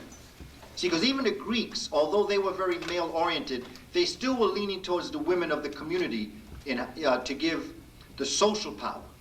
But the social power under the Romans began to change. And only these children went to school. They didn't send children to school. Children didn't go to school. You worked with your family in Rome. And it was forbidden for women to learn rhetoric, which was the language of politics. You see, rhetoric. You know, like for us, as like when brothers get together, right? And sisters, but I'm going to deal with the brothers. and we talk nonsense, right? We say that's bullshit, okay? You could say that to a person of European descent, they will take no offense to you. But if you say to a person of European descent, that's rhetoric, they will get very offended at you. The same way brothers get offended if you say that they're BSing, is the way they feel towards rhetoric, because that's what rhetoric is. Rhetoric is BS. Rhetoric is the manipulation of words to mean something else. And that's what their government is based on. Look at the government today. The reason why I'm going through this is because I want you to see how nothing has changed. That the mindset that they had in ancient Rome, coming out of those 7 wooded hills around the Tiber River, is as much a part of our world today as it was back then, based around rhetoric. And rhetoric is lies that sound good. And that's what this government is based on. Even well-meaning people that get into politics speak rhetoric. Because you're not getting elected if you tell the truth. Because to tell the truth means I am going to tax you, I am going to build prisons, I'm going to make sure black folk get in them, I'm going to make sure youth of European descent are the ones that build the prisons. That's what they'd have to tell you. Because even the well-meaning ones sign bills in action that make that happen. The religion, the earliest Romans believed that gods and goddesses had power over agriculture and all aspects of daily life, coming directly out of the Kemetic legacy. The problem between the Romans, and the Greeks were like the bridge, the problem between the Romans and the Kemites was that the Kemites understood the difference between myth and reality. The Romans didn't. One of the reasons why the Romans really were after the Christians was because they blamed the Christians for the bad luck the Romans got, because they said Christians did not give credit to Roman gods and goddesses. The fact that they were based around agriculture also shows you the relationship between the Kemites and the Romans. Because everything was based around, almost all of their gods and goddesses is based around the aspect of agricultural life. Even our school system, just like we said before. Okay. If I can just stop now and ask how much time we have, because I've gone on and on. I feel like I can go on another 12 hours. I want to be careful before we make our break. Yeah. Let me finish up with my ideas of the Romans, then we're going to get into the Byzantine and we'll get into the Crusades. Okay. During the 300s, the Romans came into increasing contact with Greek ideas. Okay, this is the takeover now. They then began to worship Greek gods and goddesses, and they gave them Roman names and built temples and shrines in their honor. Now here's the challenge. The challenge is that they honestly believed that there wasn't, now I'm using this as a metaphor. It's like if we told a story of Little Red Riding Hood, and we actually believed there was a wolf that ate the grandmother that was in the bed waiting for Little Red Riding Hood to come. They took a Greek metaphor and they made it a real story. So therefore, if you didn't go along with their story, you were hurting the gods and the goddesses. It's like if I didn't believe, if I chose not to believe Santa Claus, I would be punished for it. They say there is a Santa Claus, and he's coming down that roof. I don't care if you live in a project and you don't have a roof. He's coming down there. You say, but there's no chimney. They say, don't argue with me. He's coming down your chimney. And they would punish you if you didn't believe it. This is the metaphor for what I'm trying to get us to see. It is the same thing that witch hunting was based after. You see, because the reason why the Pilgrims were kicked out was not because of religious persecution. That's not why they were kicked out. The people that came here were Europeans who burned women at the stake.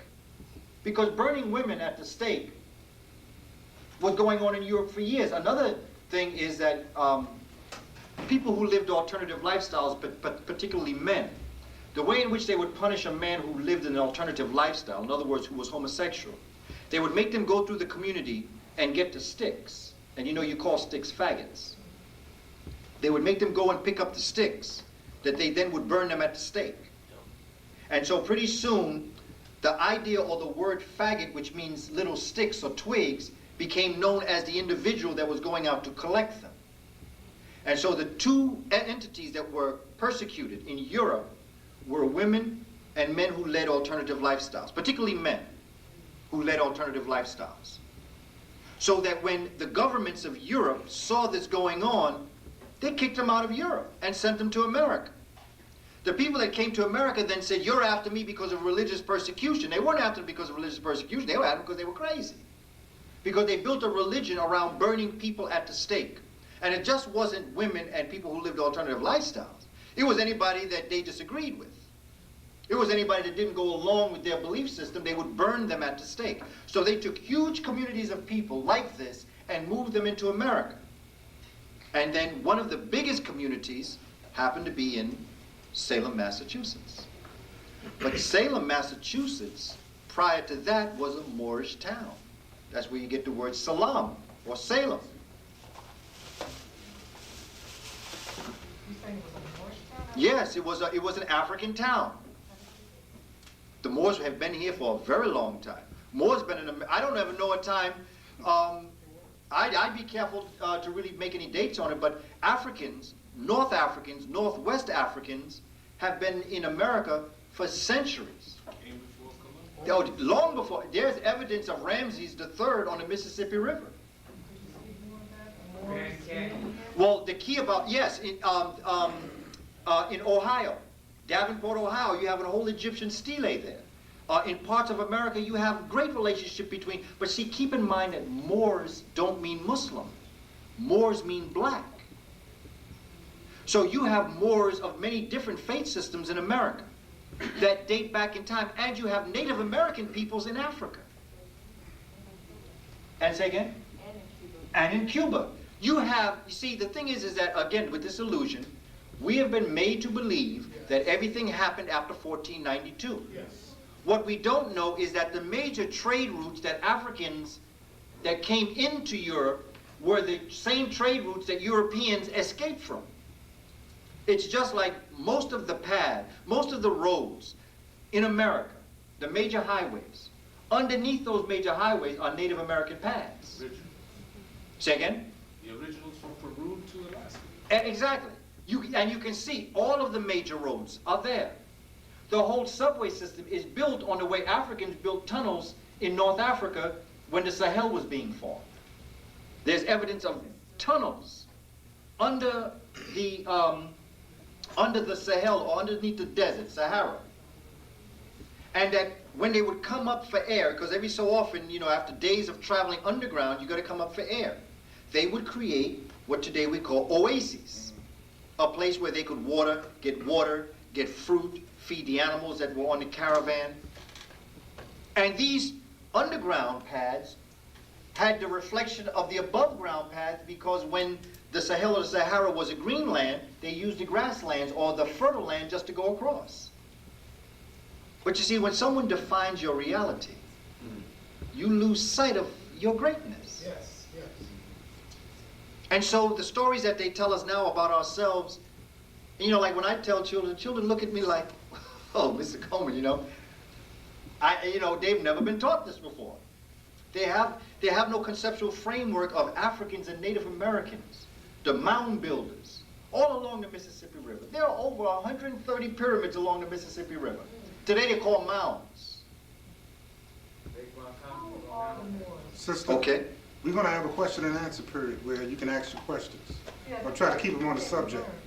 I know, I'm getting, because I do this sometimes, and it's all according to the form of the way in which I present, because sometimes I like the interaction. But sometimes, because of taping, sometimes that changes. What I encourage you to do is please write down whatever question that you may have. You're going to have an hour for question and answer. Yeah, and I'm here. We're going to do this here. Because I'm here to sun up, sun down, because we have years to be able to make this happen, So we'll be able to do this. But what we're going to do is have a break, and then we'll be able to, I'll be here, and I'll have the material here, because during the break we'll have a chance to talk, and you'll be able to come over. But there's so much of our history, and this is not the last time. We have generations and years to be together. And if we do the right thing, we'll hand this down to our children to do. But there is so much that we should know about ourselves. So much of the relationship that we should know about ourselves. And that long before we integrate see, this was, with all the respect I've had for all of those that have come before us, and I do have great respect for any of us who are still around, before you can ever even think about integrating with someone of European descent, we've got to integrate with ourselves, our people. Yes, sir. And before we even integrate with ourselves, we got to integrate with ourselves, Yes, sir. who we are. This is why in ancient Kemet it always said, know thyself. Know where you come from. Know yourself in relationship to the cosmos. Each and every one of us is a piece of the cosmos. This is why the Kemetic origin of the universe is something I stress. Who are you in the universe? You are a microcosm of the macrocosm. You are all little universes walking on this planet.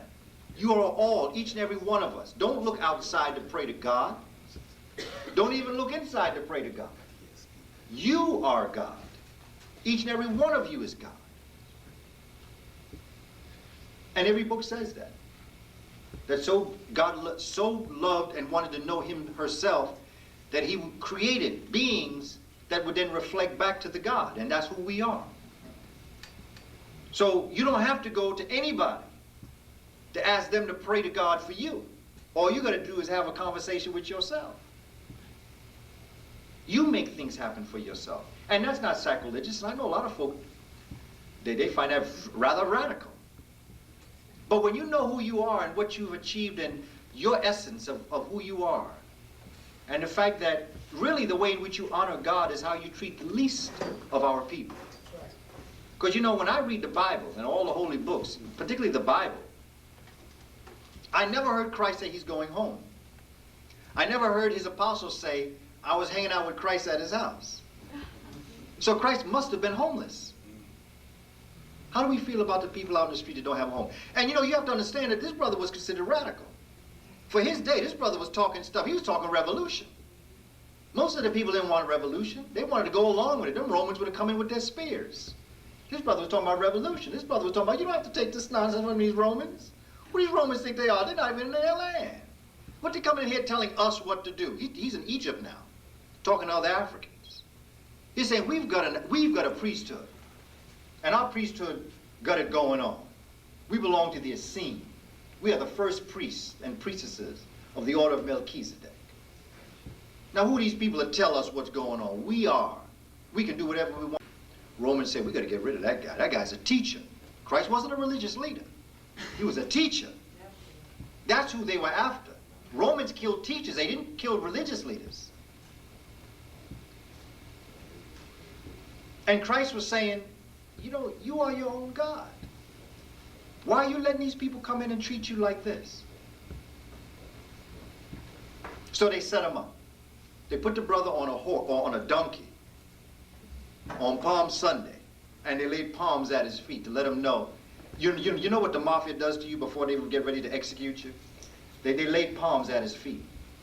And so I'm speaking in the metaphor now. Next week, on Thursday, brother knows what's going down now because the brother knows the pattern in the tabernacle.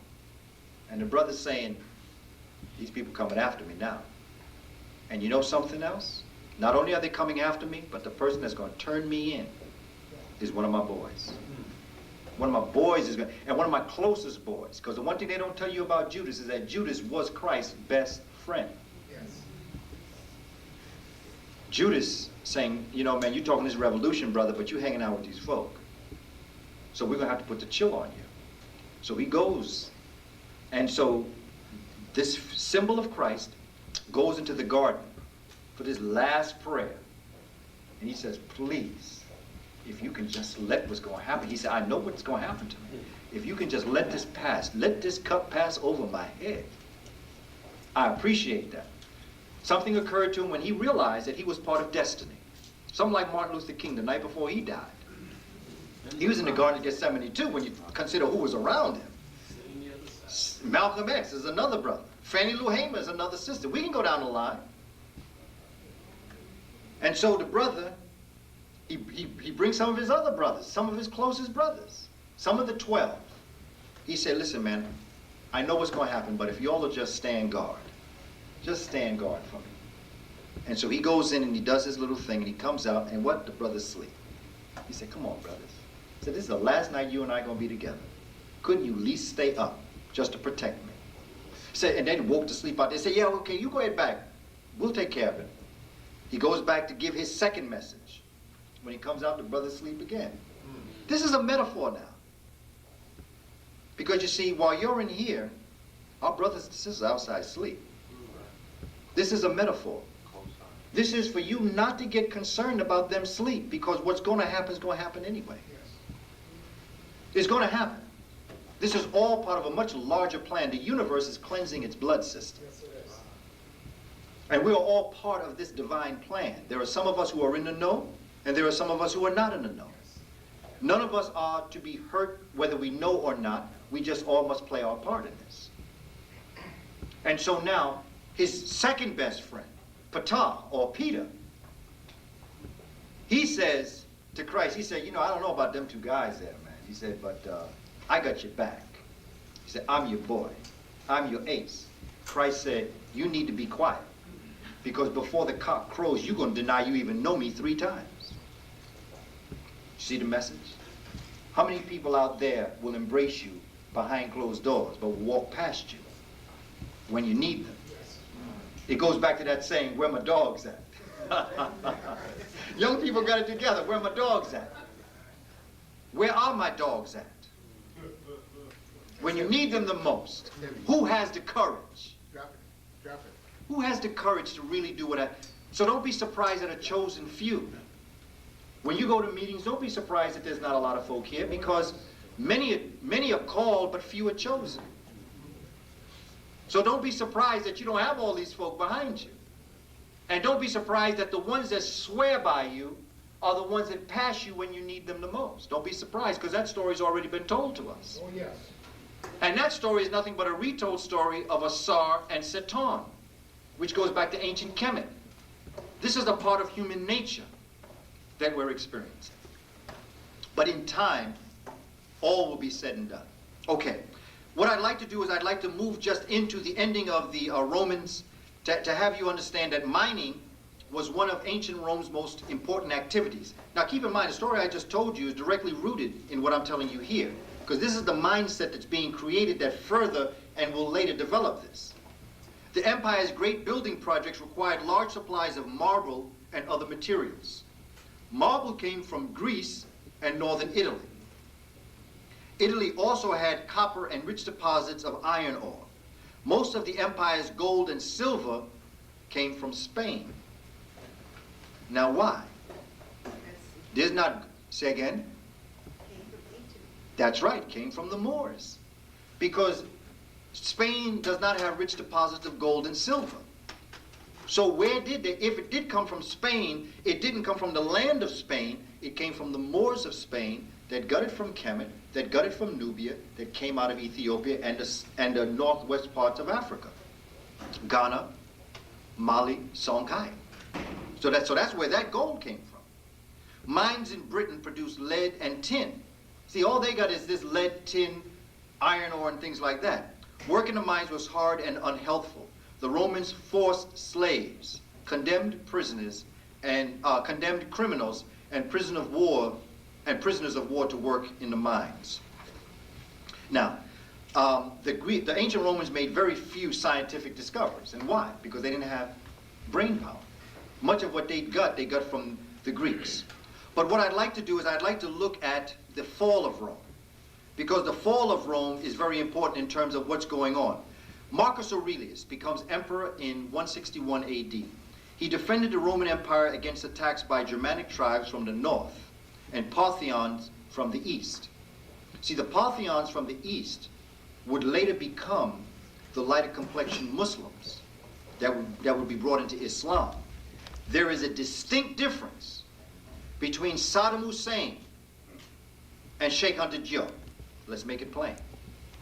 The lighter complexion peoples of Persia and Iraq and Iran and those areas there are different Muslims from the Muslims of Ethiopia and Africa.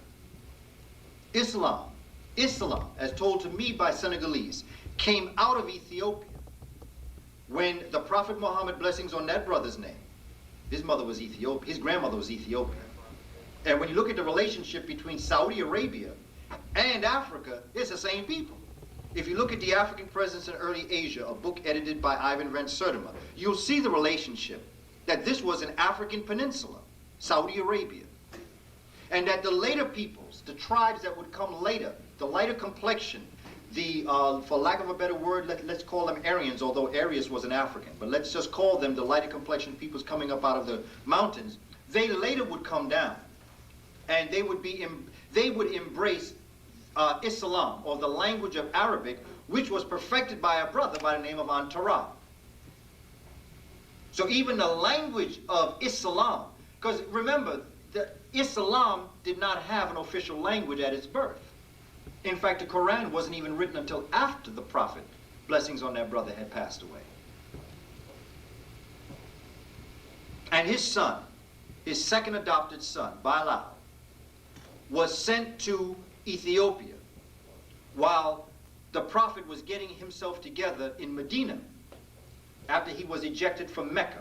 Now Mecca itself, that Kaaba, that is worship, that is circled, that Kaaba is a black stone which is a remnant of an astronomical observatory that the Kemites had as a sister station to the Grand Lodge of Luxor.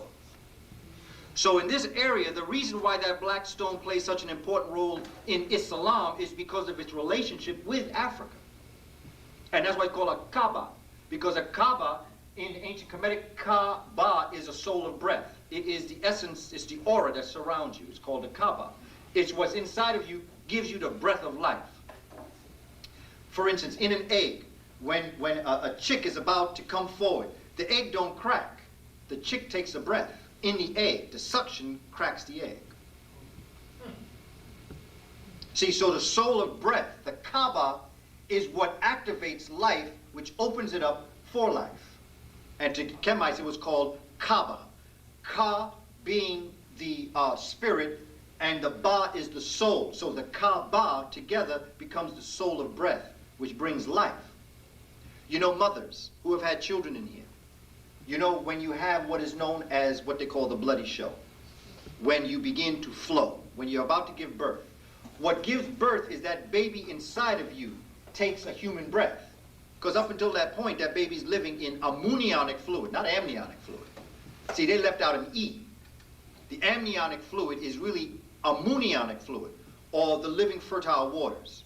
So inside of the web, inside of your womb, what breaks your egg that then starts the fluids from moving forward, which is called the bloody show, is the baby taking a breath. And in taking a breath, it's a different breath from breathing in the fluids. It's what cracks your womb that opens up, and that's when you start to contract. The ancient Kemites knew this in their story in the Aten text. That's what they wrote. When they talked, but they made the metaphor of the cacala and the chick that comes forward from the egg, who's given the breath of life to breathe. While they told it in the form of a chick, they were talking about life in an egg. That life that separates itself from the reptilian, from the mammal. The mammal meaning the mother carries the baby inside, as opposed to that essence of life laying an egg and it goes on the outside. That's the difference between a reptile and a mammal. Mammals have the egg inside and reptiles lay them on the outside. But the way in which they come to life is the same exact way. The essence of life inside takes a breath, the breath creates suction, suction cracks the egg. Some heavy stuff for us to know, isn't it? For people that are not supposed to be too heavy, we real heavy. Because that's some dynamic embryology right there. You got to know embryology to be able to say something like that. And then to put it in a metaphor means you not only know that it happens in the human form, you know it happens in the lower life forms also, if you want to call them lower life forms. Christians suffered severe persecution during the 200s. Many Romans blamed them for causing the evils of time by having offended the traditional Roman gods. Now, there are two things that you need to know. Constantine I was named Emperor of Rome's Western Province in 306. Because remember, the Catholic Church splits. You get an east side and you get a west side. Okay. Constantine becomes the named Emperor of Rome's Western Province. Now, it broke down, and in 312, Constantine defeated his major rival after having a vision promising victory if he fought under the sign of the cross. In 313, Constantine and Licinius, emperor of the eastern provinces, granted Christians freedom of worship. Christians, Constantine and Licinius ruled jointly until 324 when Constantine defeated the co-emperor in war. Constantine, who later became known as the so-called Great, moves his capital to Byzantium. He moves it from the western area to the eastern area and then takes over the whole concept. He now names this city that he takes over in Byzantium, of this Byzantine Empire, he names this capital Constantinople after himself. Now, after Constantine died in 337, his 3 sons and 2 of his nephews fought for control of the Roman Empire. Julian was one of these nephews. Now, Julian tried to spread Christianity. Now, what he did, Justinian, and then later on Theodosius, what they both did was that they burned all of the Kemetic books and closed down all of the Kemetic temples. So you can see the way in which they were able to get Christianity in place was to destroy the Kemetic legacy, because the Kemetic legacy was the papacy of their day.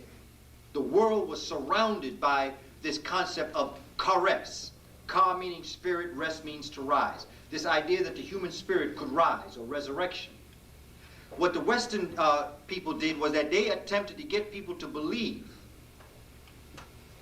more in the sacred aspect of Christ than in the secular.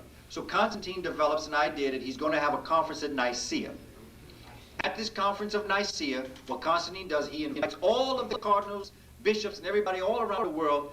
But what he's really doing, he's setting up the ones that don't agree with him to be killed, and bring the ones that do agree with him into the, and form this Holy Roman Empire. One of the bishops that don't agree with him is an African from Kemet known as Arius. When Arius gets to Constantinople, he gets almost closer to the city. When he finds out what the real deal is, that he's about to be killed, he flees into Europe and he brings his followers with him, and his followers are from that point on known as Aryans. So wouldn't Hitler have a heart attack to know that he was named his pure race after black folk? There's heavy stuff in it. But when you understand history, Yes, sir. it becomes so clear Yes. what you got to do. Beautiful. Brothers and sisters, I have basically developed the concept of, also to take this, and then we'll close out here, that what really is the close out of the decline and fall of the Roman Empire is that they're constantly getting weaker. And what happens is that the Western Roman Empire really got weak. Eastern Roman Empire is getting very weak. But then out of the German areas, the Vandals, the Visigoths, and other Germanic peoples invade Spain, Gaul, and northern Africa. In 410, the Visigoths loot Rome. The fall of the empire is often dated at 476 ACE. That year, the Germanic chieftain, known as Odassa, forced Romulus Augustulus, the last ruler of the empire, from the throne. Germanic chiefs had already begun to carve up the empire into several kingdoms. The Eastern Kingdom survived as the Byzantine Empire until 1453, when the Turks captured Constantinople. Now that's to come later on. But the key to understand is that while the Roman Empire fell, what Constantine put in place was the fact that the Holy Roman Empire did not die. The Holy Roman Empire sidestepped into the Holy Roman Catholic Church, and the emperor became pope. And that's still amongst us today. I'd like to take a break. When we come back, we'll deal with the Byzantine Empire and we'll deal with the Crusades themselves. Give that man a black hand. We're going to take around a half-hour break. Patronize the brother. He has his videos.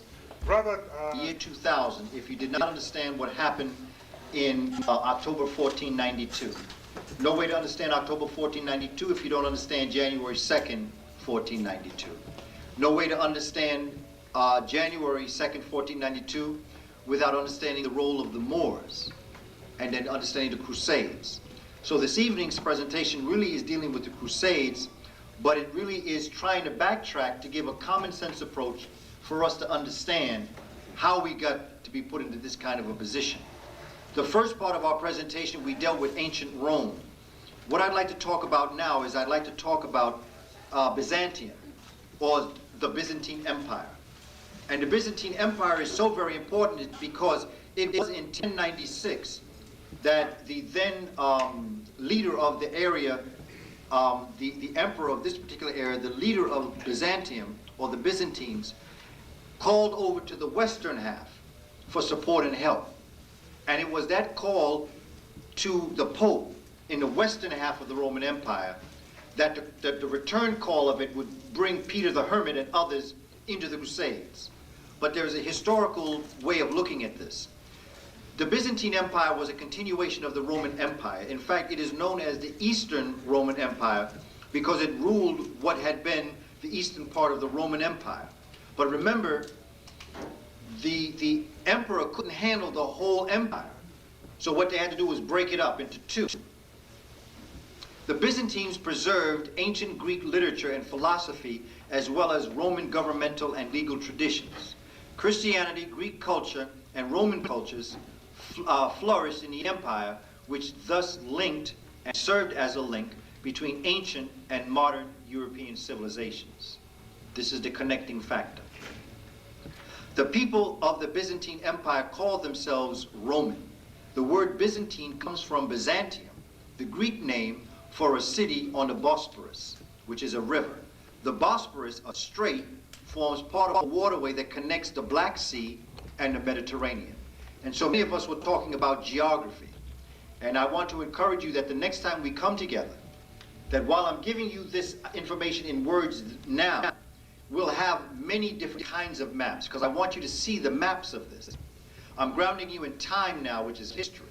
Next time we come together, I'm going to ground you in geography, which is space. When we are grounded in space and time, there's no place that you can't go. But the next time we come together, you'll see the Black Sea, and you'll see the Mediterranean Sea, and you'll see this strait as to why this would be important. In 330 ACE, after the Christian era, the Roman Emperor Constantine moved the capital of the Roman Empire from Rome to Byzantium, which is now today called Istanbul, Turkey. The city was renamed Constantinople after him. Some historians believe the Byzantine Empire began that year. Others believe it began in 395, when the Roman Empire actually split into the Western Roman and the Eastern Roman Empire. The Byzantine Empire ended after the Turks conquered Constantinople in 1493. Byzantium was founded by the Greeks in the mid-600s BCE, before the Christian era. It became part of the Roman Empire in the 100s BC. In AD 306, Constantine the Great became the emperor of the western half of the Roman Empire.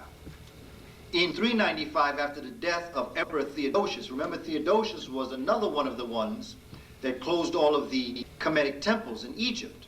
But that is because they were taking what was in the Egyptian temples and forming their own faith system out of this. So that if people went back into the Egyptian temples, the Kemetic temples, they would see where they were getting their information from. So in taking the information and then closing down the temple, you would lose sight of where it came from. Let me give you today's example, the numbers. Okay, this big lotto thing that everybody's going wild over, that came out of brothers and sisters in our community. You see, this was our business that we developed. And by the way, it came out of our dreams. That's another thing, but I got to come back and talk to you about dreams so you can understand where that came from. We just substituted money for good luck.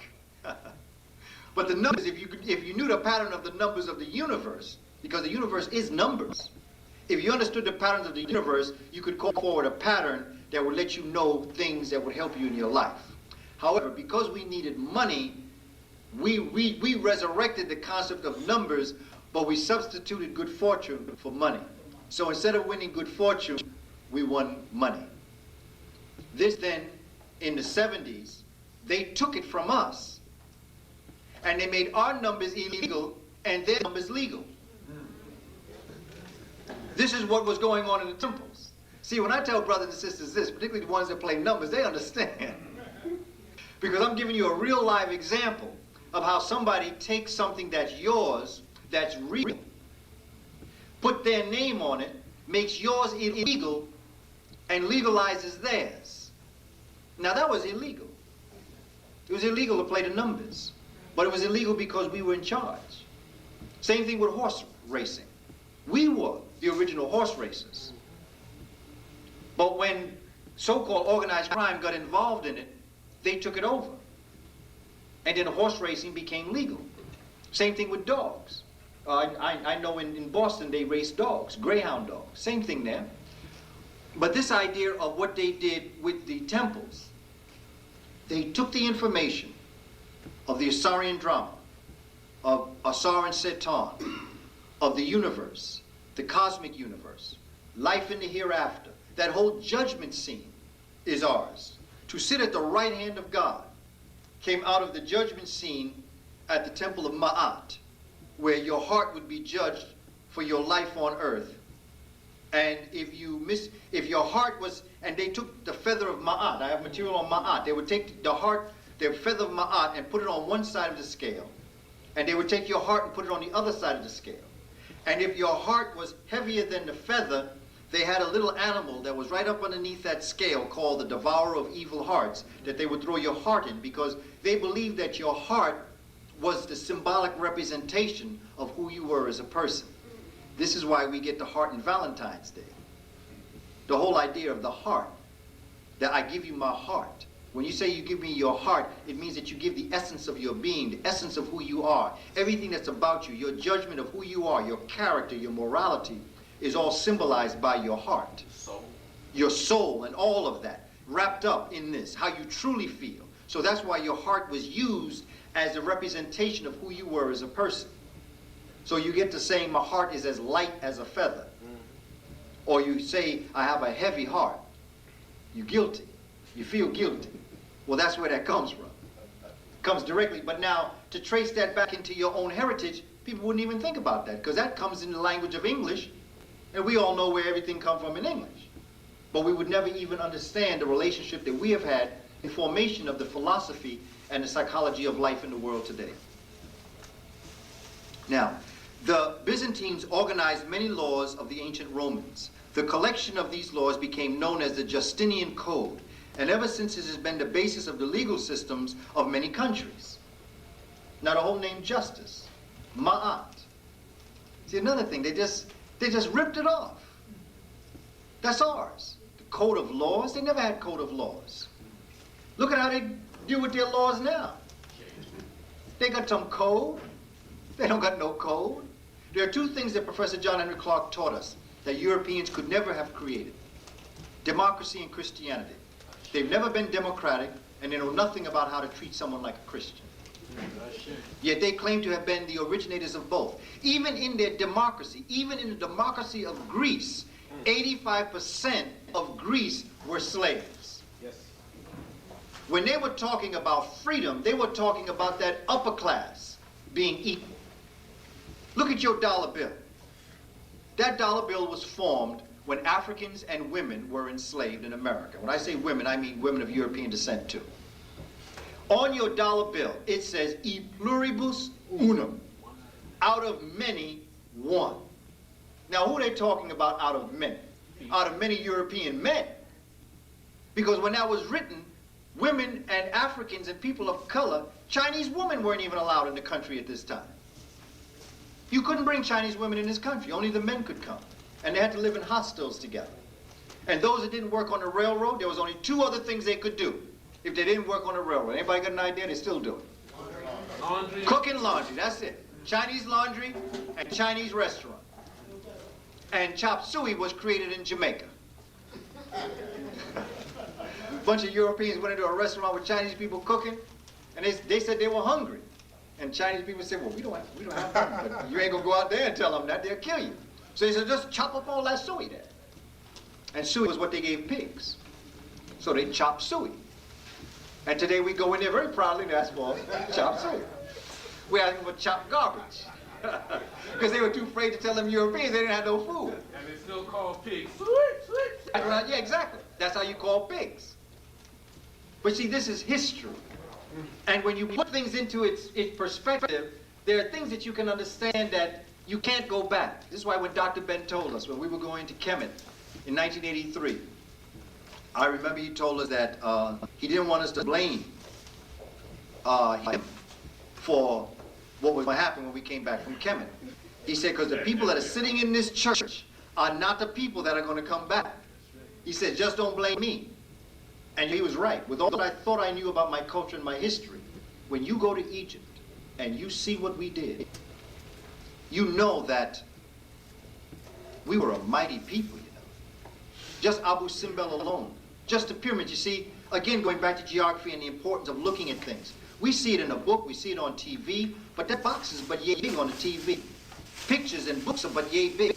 But when you go into Kemet and you actually look at the pyramids, it's a whole nother situation. When you look at Abu Simbel and you look at those 4 statues that are outside Abu Simbel, there's a flush that comes through your body. There's an energy that goes through you that you cannot be the same African ever again.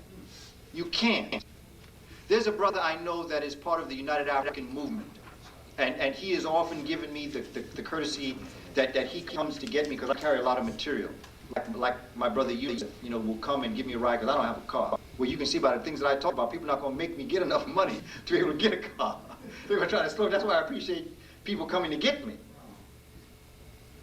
Because let me tell you something, this information is liberating. It's emancipatory. It can make you leave this room and deal with your life totally different. It can make you unhate the hater and deal with them in a way that puts them in their place. Because, you know, I need to come back and tell you the story about the Usarian drama and actually what that story is about. See, but, like, I get off on so many different tangents and other stories that are linked up in what I'm talking about. But at the same time, there's a number of different things that you've got to understand fundamentally, you see, because you can never destroy evil. For as long, because when you destroy evil, you destroy good. You got to always remember this. This is what the Assyrian drama is telling us. This is why when Heru gets his evil uncle and ties him to a rock, it's his mother, the wife of Asar, that frees Seson from the rock. And Heru, the son, comes back and says to his wife, but he keeps your husband my father. Why would you let him go like that? Why? She represents determination. She's the essence of determination within us as a people. And she said the same determination good has is the same determination evil has. It's only the direction in which they're using it that makes a difference. And so I have to free him because he was determined to be free. But you got to understand that you cannot tie evil down. You must freely put it in its place. See, we're trying to tie down evil. We're trying to destroy evil. You'll never destroy evil. Because even if we destroy every evil person, evil shows its example. What you do is put evil in its place. Us as a people, our addictions that we're addicted to, the things that we do that are not right, our jealousy and our enemies, those things that keep us down, you'll never, ever get rid of it. Those are part of our personality. Says on in each and every one of us. You'll never get rid of it. You'll merely put it in its place. Like, I'll tell you in a minute. In me is the spirit of Colin Ferguson. I'm telling you, Colin, and any black person in this room that doesn't have Colin Ferguson, there's something wrong with you. Let's be real about this now. Come on. We all kind of tired of the way we've been treated. Let's be serious about this. Inside of me is someone just like Colin Ferguson. The only difference is Colin Ferguson let that person out of prison. I got that person in prison. And when Colin is at his strongest in me, I only let him out on bars. Just to let people know Colin is innocent. Don't let him out. Because it's a sister that stands by a jail cell that's going to let him out. It's feminine principles that's going to let Colin Ferguson out of us. Because sisters have a way of taking care of business when it's time. It's sisters that tell brothers, hey, let's get busy. That's right. So I do have Colin Ferguson in me. The spirit of Colin Ferguson in me. And some people get a little unsettled. Well, maybe you should be unsettled. But because I threw a rock in a pack of dogs. And while all the dogs scattered from the rock, the only one that yelped was the one that got hit. So maybe you need to check yourself. I'm not speaking of you, I'm speaking of groups out here. Colin is in us. And in every one of us. Is in every human being. Their problem is that Colin run amok among them. Quick. And they'll do it very quickly, and then they'll get mad at you if Colin shows his face. They step on your toes and get upset when you say ouch. Not only do I say ouch, I believe in what Malcolm said. Make it so they don't step on nobody's foot again. And I'm only telling you what is survival. I'm not telling you to go out here and do anything that is against your will or against common sense. I'm just saying you need to protect yourself. And I'm totally for gun control. I believe in gun control. Control your gun.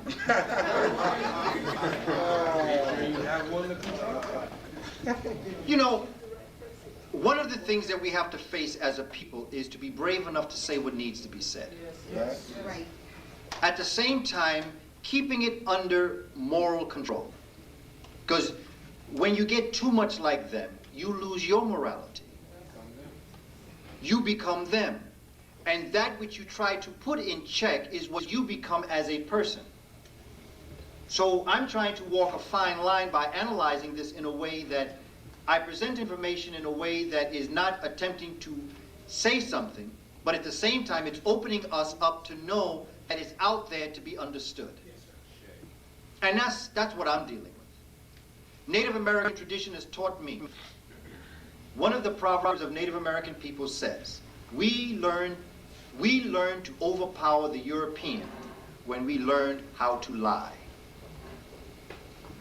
The problem with Native American peoples in this hemisphere was that we met Columbus's boat with gifts.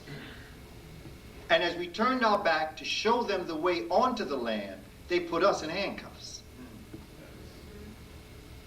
What Native American people are saying is that when they come to your shores, don't turn your back on them. To understand who you're dealing with. Now they say, is all of them? I'm not saying all of them are like that. But enough of them are like that for you to keep yourself in check. Trust the snake. And I always tell a story about the snake. You got to understand the story of the snake, and you can't be surprised if the snake bites you, because you knew it was a snake when you picked it up.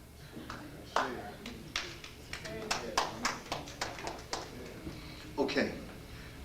The decline and the invasion. After Justinian's death, barbarians attacked the empire on all fronts. Germans in particular. The Lombards attacked, seized parts of Italy, and the Slavs and the Avars invaded the Balkan Peninsula. Persian invasions weakened the empire during the late 500s and early 600s. But a new enemy attacked the weakened empire in 634. See, here's where the Moors come in. A new enemy. See, it wasn't a new enemy. It was somebody that was like Colin Ferguson, that was reacting to what the Byzantium Empire had done to them. And these were the Africans. By 642, Moors had conquered Syria, Palestine, and Egypt. Moors. There's no such thing as Arabs. Arabs don't exist in the sense of the word that's being used. I use the word Afrab, because to be an Arab, you have to be African. That's what makes you an Arab. Just like a Semite. To be a Semite, you must be part African. That's what semi-mixture, you've got to be African. What makes Saddam Hussein look the way he looks is that his people came down out the mountains as peoples of the northern hemisphere, and they commingled with the Africans of the southern lands. These people who commingled with Africans took their civilization, Mesopotamia, all along the Euphrates and Tigris River, meeting these people coming up approximately somewhere out of 2000 BC, coming down into this part of the world between the Tigris and Euphrates River, commingling with these people, marrying with these people, became what we know today as Saddam Hussein, became Yasser Arafat's, became Muammar Gaddafi's. That is who they are. They are the children of this mixture of Africans and the Eurasians coming up out of the 51st parallel. Okay? The evidence of this is all over, because there's nothing that they have where they came from that in any way looks like what they came down and did. So it had to have been there before they came. So that these are who these individuals are. So the Moors come down, they begin to develop different kinds of ideas. The church splits, it gets weaker, and during the 800s the empire began to expand again. However, Byzantine armies drove the Moors back on several fronts. Now, from 867, you're dealing with the Moors are already in this part of the world now. They're controlling it. They're bringing civilizations. They're going into other parts of the world. They're buying texts from the Akkadians and from all of the ancient civilizations. They're already the caretakers of the Moorish. They're already the caretakers of the Kemetic legacy. They go and they learn Greek, which is Ethiopian language, by the way. Every character of the Greek alphabet is and comes from an Ethiopic letter, from alpha to omega. That's why they only had alpha and omega in the beginning. That's why their alphabet grew, because they were learning the alpha beta as they went along. If you look at alpha and omega, if you put alpha above omega, that's the sign of the Ankh. Alpha and omega. From the beginning to the end, life itself was the Ankh. That's where they got it from. All they did was split the Ankh into two symbols. One became the beginning of their alphabet, one became the end of the alphabet.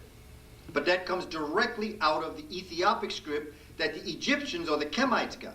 Because there's nothing that the Kemites got that they didn't first get the idea from the inner African brothers from Sudan, Somalia, and what today we call Ethiopia. Because Ethiopia as a country today was really part of a much larger African nation. There was a relationship between the 18th dynasty, the Hatshepsut's dynasty, and Puanit, which was Somalia. They were cousins. They were co-rulers. That's why you have that meeting between the 18th dynasty, Hatshepsut's dynasty, and the Somalians. That's where that big story is coming from. And the only reason why it comes down to us is because it's written. But there are probably other expeditions that occurred that are just as dynamic. There's a relationship between the Kemetic legacy of the Northern Africa and the Monomotapa Empire. All that area there is related. What the European did in 1885 was carve up Africa into countries. And by political or economic reasons, carved up Africa. So today when we look at it, we look at Kenya and Ethiopia, not realizing that the Konso people are both southern Ethiopians and northern Kenyans. They're the same people. But because we today call these two different countries, we think they're two different people. They're not. They're the same people. It's just that they divided the country up. So there's a relationship between the Nubians of Sudan and the Kemites of Egypt, or Kemet. There's a relationship between the Somalians, or the Puanit, with the Ethiopians, with the Saudi Arabian Africans.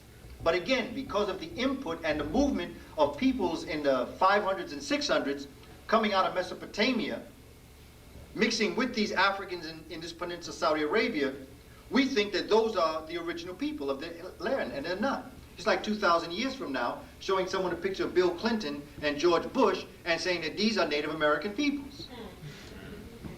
That's what we're doing with the people that we're looking at in Kemet and in Saudi Arabia today. Even China. I mean, the first dynasties of China were Africans. First, all the Dravidians. The Japanese were peoples made up of individuals that came, the Moors or Ethiopians, traveling across Southern Asia, settling in South Korea, then moving South Koreans onto the island of Japan.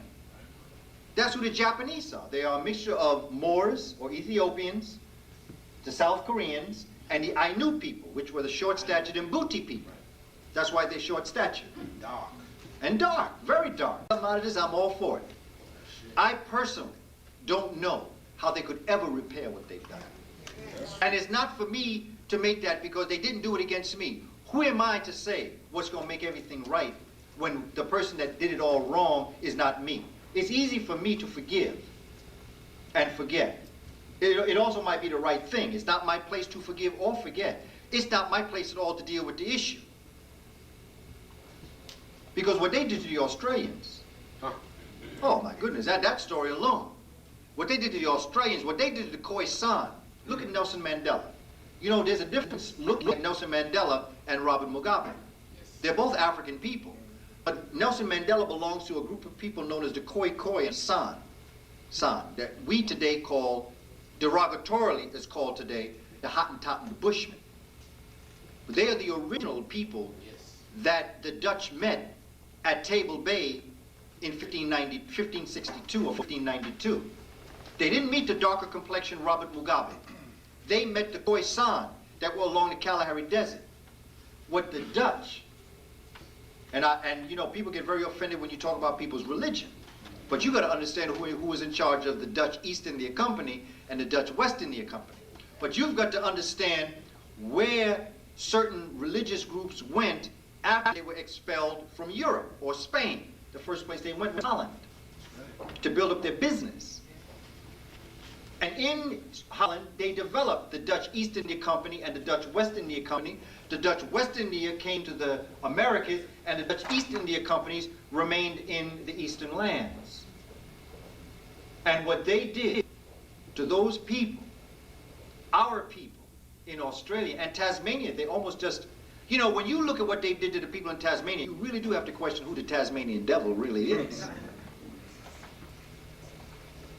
And this is our history. There's a brother, Ranoko Rashidi, who can drop that information on you. You need to check into his work, and I'm sure that there's material out, not only here, but in places there's books and things like that he has written on the Africans in the East. There's another brother that works with Dr. Ben. He's an eye doctor, Dr. Arthur Lewis, who has done a lot of work in the Pacific Islands, in Melanesia, Polynesia, and Hawaii. I saw a picture about the last Hawaiian princess, and all of us got an aunt look like her. All of us have an aunt that looked like that woman. The Hawaiian queen. Beautiful sister. But we all have an aunt. Queen Kamehameha. Well, that's king. King Kamehameha was the last king. This brother had very curly hair, very dark complexion. Hawaii was an African island. LeGrand Clegg has done work on that. So the Samoans, all of this area is an African area, but when you have other people coming down into this area and then superimposing their gene pool in larger numbers, then the people's look changes. But when the look changes, that's when you start talking about those are the original people, and they're not. The original Native American people were my complexion.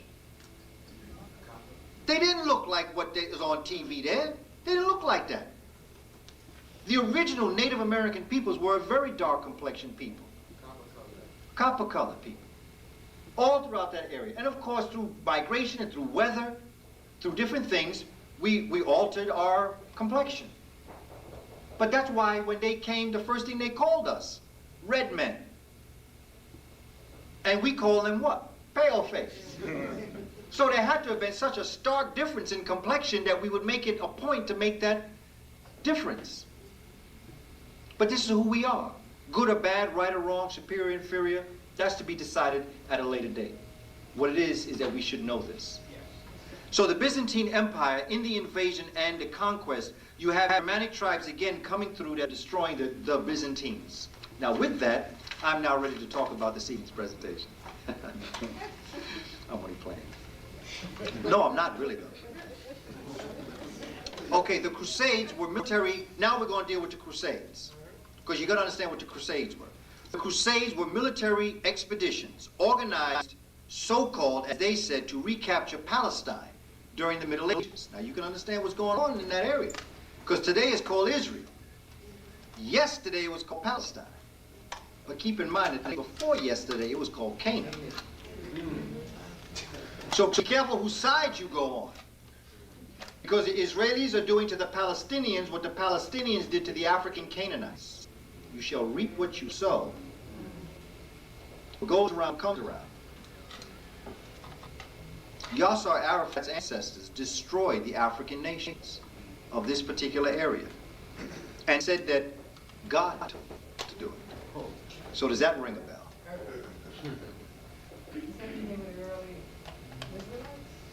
Well, actually, the Israelites, when you look at the concept of Israel as it is today, these are all stories that are being told about Israel. Yes, the biblical Israelites. If you just move away from the concept of Israelite and you look at the people historically, not the revelation. I'm not dealing with the spirituality of this. The historical aspect of this. The physical people that lived in this area were African people. They were known as Canaanites. That's how you know Christ had to have been black, because his cousin was at the wedding at Canaan. You remember when he changed that water into wine? Well, that was at Canaan. So if that's his cousin's wedding, and his cousin is a Canaanite, plus Christ had to have been black. Even if you want to deal with the story, the metaphor, Christ had to have been black. Because if Herod was looking for him, and he was blonde and blue-eyed, and he was in this area, all he had to do was say, find a white boy. You know, this is common sense. Just find a European blonde hair and blue eyes. Because everybody in that area was black. It's like trying to find a European in Harlem. Just say, go find a European with the blonde hair, because everybody in the community is black. Everybody in this area was black. The fact that he had such a difficult time finding the Christ child had to have been, he had to have looked like the major population of the people. There's so many different stories that will tell you and will lead you to the realities of the truth. But see, sometimes illusion will stop you, like Moses. Going back to what you're saying about the early Israelites and the Jews. Now, one of the miracles that Moses performed was that he put his hand in his garment and he took it out and it was white. Now, if he was already white, that wouldn't have been a miracle. But if I put my hand in here and I pull it out white, that's a miracle. So he had to have been of a dark complexion for the miracle to be in effect. Now, Moses means son in the Kemetic language. That's why you have Moses, which is Ramses. Thutmoses, which is Thoth Moses, son of Thoth. Moses is son of the sun. Moses comes from the Kemetic derivation of the word mez. Again, we've got to be careful because we don't know that Neter was a spoken language. But the idea of Moses, as we were talking earlier, seemed to have come from a fact that the people who were trying to overthrow this Kemetic government, remember, Akhenaten changed his name from Amenhotep IV to Akhenaten.